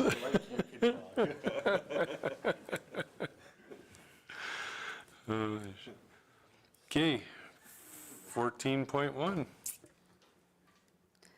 Thank you, through the chair. Before you is the proposed policy ADM2, the privacy management policy, in order to ensure compliance with Alberta's Protection of Privacy Act. The policy provides guidelines, and the province of Alberta has introduced new legislative requirements under the Protection of Privacy Act, requiring all public bodies, including municipalities, to establish and maintain a formal privacy management policy or program. So before you is quite an in-depth policy. The proposed PMP includes formal governance and accountability structure, defined roles and responsibilities, procedures for maintaining access to information, processes for handling privacy breaches, complaints, and correction requests, safeguards to protect personal information, and requirements for staff training and ongoing program review. This program's been developed to align with legislative requirements while remaining practical and scalable for municipal operations. This I guess it will be, implementation of this will be phased with initial focus on core compliance areas such as breach response, complaint handling, and staff awareness. So administration is recommending that council approve policy ADM2, privacy management policy as presented. And before you is the policy. Yeah, in essence, what this is doing is this policy is combining most of the requirements and what the county's already doing. Part of this legislation is they want it all combined into a policy so people can see how we're managing their personal information. Mr. Watt, you're moving the policy. I read through it, but you're making it for what you need. Any quick questions or comments on it? Not seeing any? It's going to take patience to do that. Okay, vote.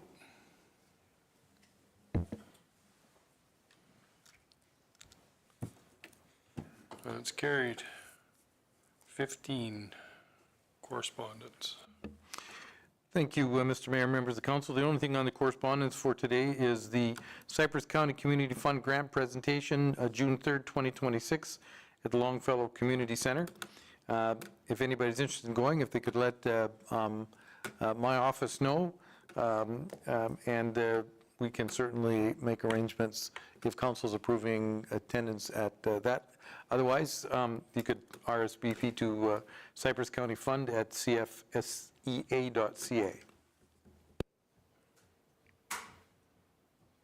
Okay. I'm in Lethbridge that day for something else, so our deputy mayor is going to go give a little speech for Cypress County for me.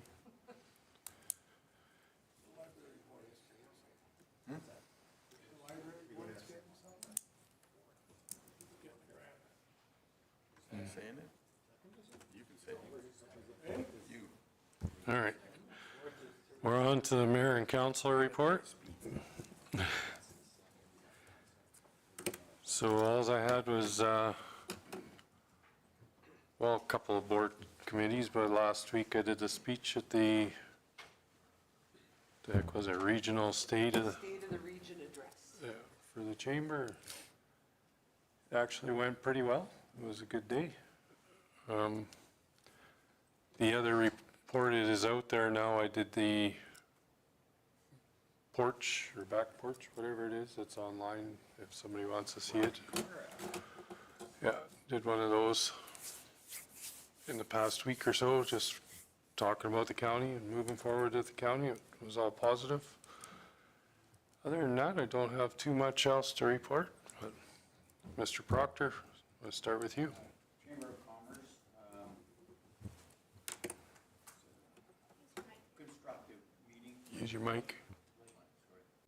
One of the things that we discussed there was Alberta Council is working on a weir on the river to try to control the levels. Yeah, Alberta Council, it's being done through Alberta Council. And I'm halfway through a role in public engagements, educational online system. And other than that, I have nothing else to report. Mr. Ritz. Okay. Since the last council meeting, I attended virtually a Ag Service Board meeting. And one of the points of conversation was the gopher thing, the strychnine initiative by the federal government. And it's rather good discussion. I wonder if it's really going to be effective, but I guess it remains to be seen. I also attended a community event, the 25th anniversary year of Table Rock Diamond Jubilee Recreation Center. The surf and turf, it was a great event. About 250 people were there. And the final Saturday night for the Suffield Hall for the year. And that is the extent of my events. Mr. Kirby-White? Yeah, the last couple weeks have been quieter on the council side. Did attend the State of the Region luncheon, and yeah, Mayor Hamilton did a great job on his speech, which was awesome. I'm excited to see our continued position. I know 4 years ago when we did our strat planning, a big part of our priorities were regional leadership, and whether we're leading from the front or from the behind or the middle, I think that it's evident that the county is definitely doing a very significant part of creating the narrative in the region, and our partners are picking up on that language, and I think that we need to continue doing what we're doing, and props to Mayor Hamilton for his job on that speech too. Mr. Brost? Yep. Also had a ASB meeting. We had an update from Connie on our new updated school program that we developed. Didn't get a lot of uptake from it. Kind of felt was maybe a little late in the year. So we're hoping, she's going to reach out to more schools and hoping that maybe winter months is maybe more an ideal time for the program to take off. Felt that summer months now they're kind of outside and they're not really interested in it right to this point, so yet to be seen where that's going. Also, to allude to Keith's point on the gopher thing, due to the fact that you have to take a course and those kind of things in order to use the strict 9. They were also asking, or not asking, but we had to take like I think it was $8,000 or something like that to buy the first batch of the gopher poison. So we were concerned that maybe that might be a little too much because we didn't want to be left with a whole bunch left over if nobody was going to intake or partake into the program. So we thought, to be fair and make sure that we had it for the producers, we're going to take half of the first batch and we'll see where it goes from there. So, no, other than that, that's about all I have. Thank you. Mr. Vossler? I actually have nothing to report. Ms. McKenzie? Me too. That never happens. The only thing I've done since the last council meeting was the State of the Region address, which our Mayor Hamilton did a fantastic job, even after getting supposed to be in second place and get booted into first. And took it all with grace. It was a good day, and lunch was fantastic. But other than that, I got nothing. And I missed it. You did. Mine was a lot of fun, just a lot of the regular phone calls, regular stuff, roads and Elkwater and stuff. No problem. Mr. Brost, you forgot where you were. I forgot was one more thing I should have brought up. Actually, same thing. A few phone calls over the roads. Concerns over a little overgrading. I know we've talked about this in the past. People, I get it, such a fine line of, oh, it's too dusty. Why are these guys out there, going, we just finally got the furrow in the road to drive on, and then they're blading it again. So just wanted to bring that back to the floor. Any questions on, Mr. Hogan has a question? Thank you. No question, but just two things to mention. First of all, on behalf of myself and my wife, we'd like to thank Councillor Ritz and his family for allowing us to sit with them. We went to the surf and turf. They took us under their wing, and we sat with them in a building where I knew absolutely nobody except Councillor Ritz and his family. So it was a great evening. And they've done a fabulous job out there. We had 250 people. The arena floor was full. The steak and the lobster were fantastic, and I just wanted to say thank you for Councillor Ritz for welcoming us to his table with his family. Second, as a reminder to council, is this week is National Public Works Week. We are hosting a public barbecue this week, Thursday to be exact, here in the shop yard for anybody who'd like to come in. We're opening up to the public. They can wander around, take a tour, see what we've got, and myself and a few of the GMs will actually be working the grill. So I just wanted to remind council everyone's welcome to attend and come on down and see what Ken's got cooking. Remember when we talked about insurance policy?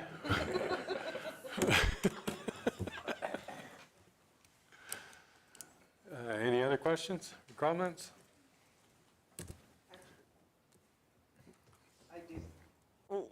I did forget to add something.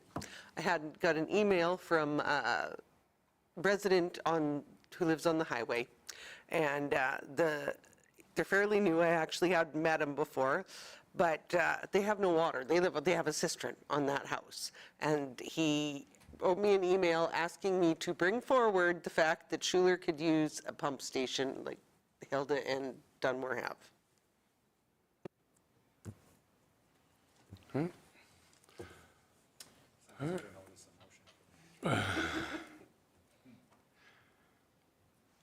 Okay, if there's no other comments, we don't need a motion for that. So we're gonna have, at 1:30 is the root cellar. Is there anybody else coming, or is it just you? Okay, well, we're early if you're ready. That never happens around here.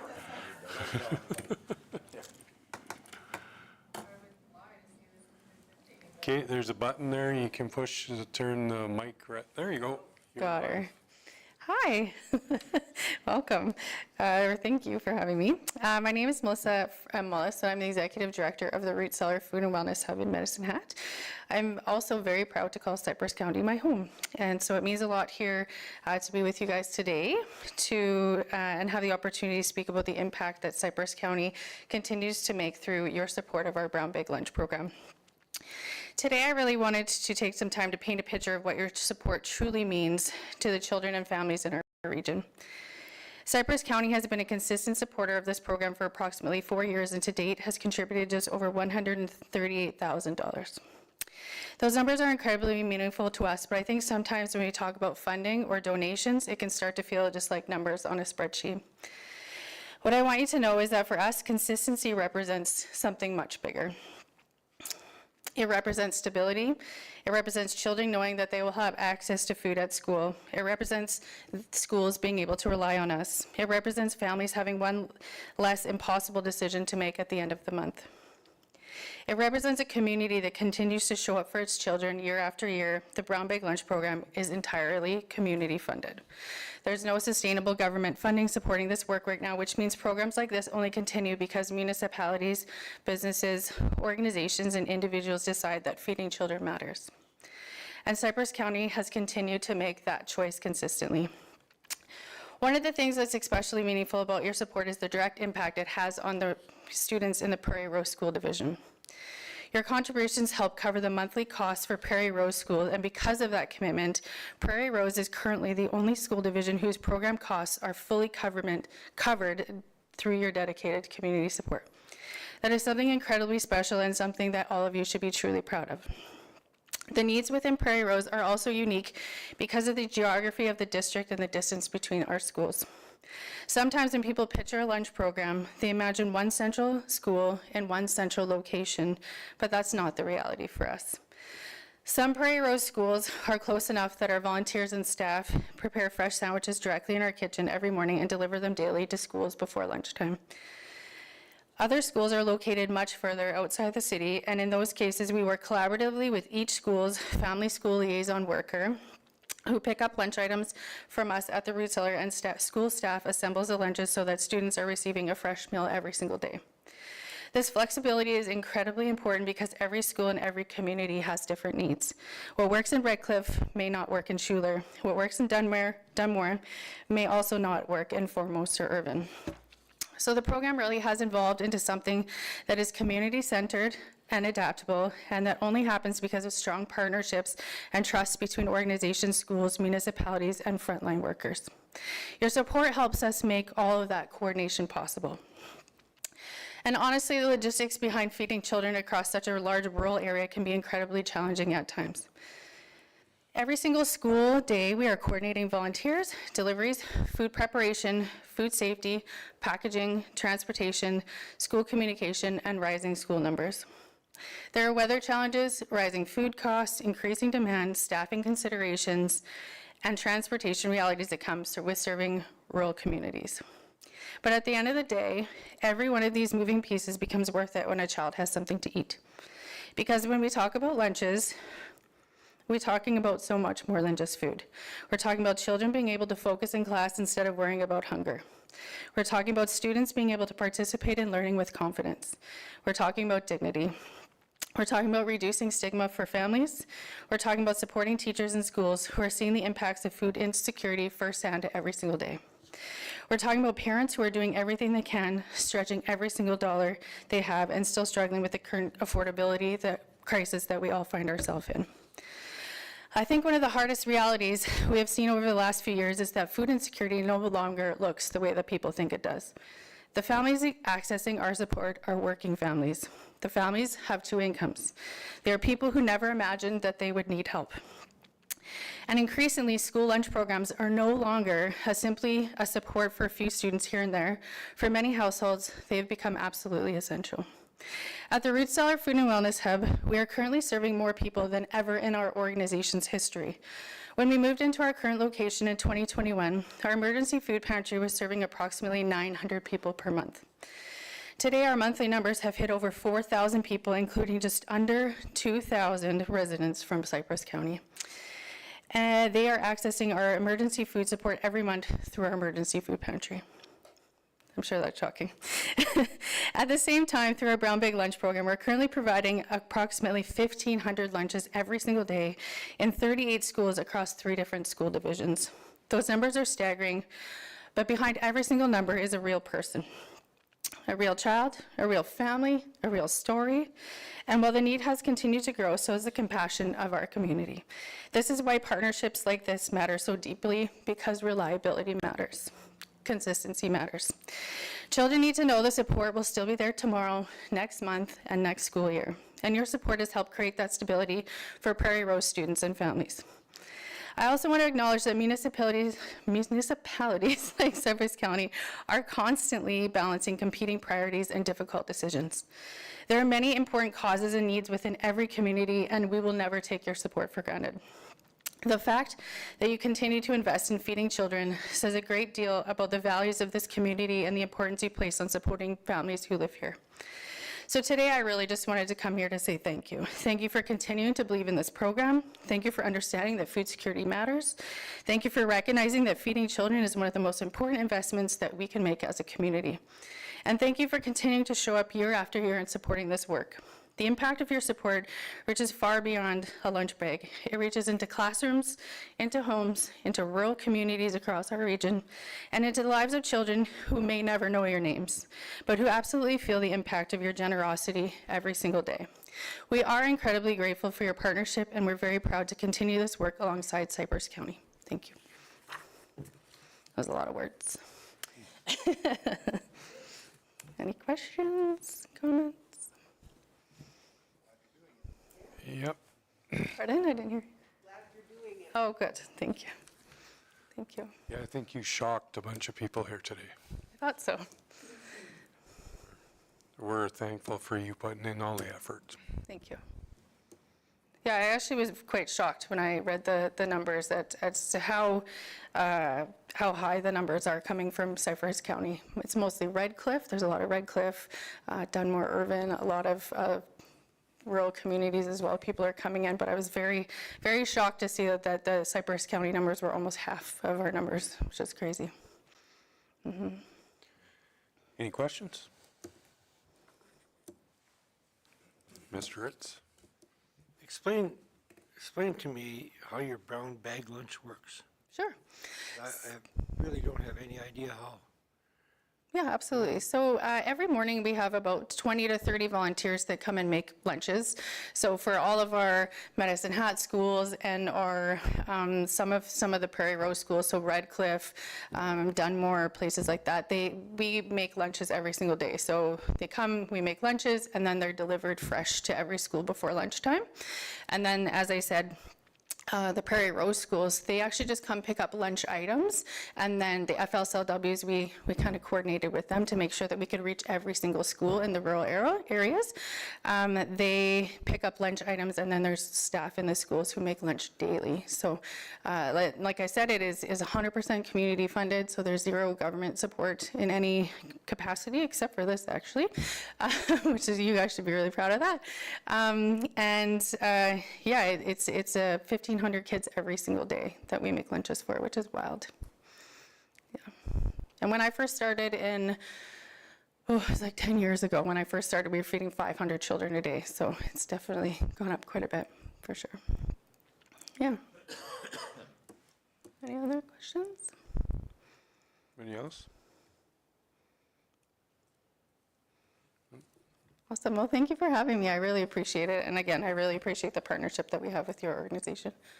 No, thank you very much for coming in. I think we all need an eye-opener on what we do around here sometimes, so it was great to hear. Do you know, I actually, I've been in this job for a long time, but I actually didn't know about this donation. It's just, you guys just like snuck in, and you guys just started doing it, and it was actually our accountant who came to us and said, do you realize what Cypress County is doing? And I was like, they need to know the impact that they're making. So I just really wanted you guys to be thanked and understand the gravity of what you guys do. So thank you.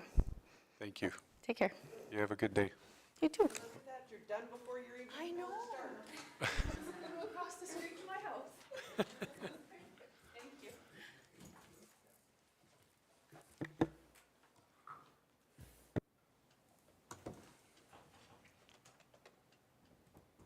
Does anybody need a break, or are we just going to go in camera? Okay. Need a motion to go in camera. Mr. Want is making that motion. Vote.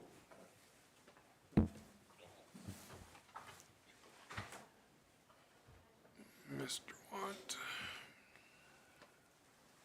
That's carried.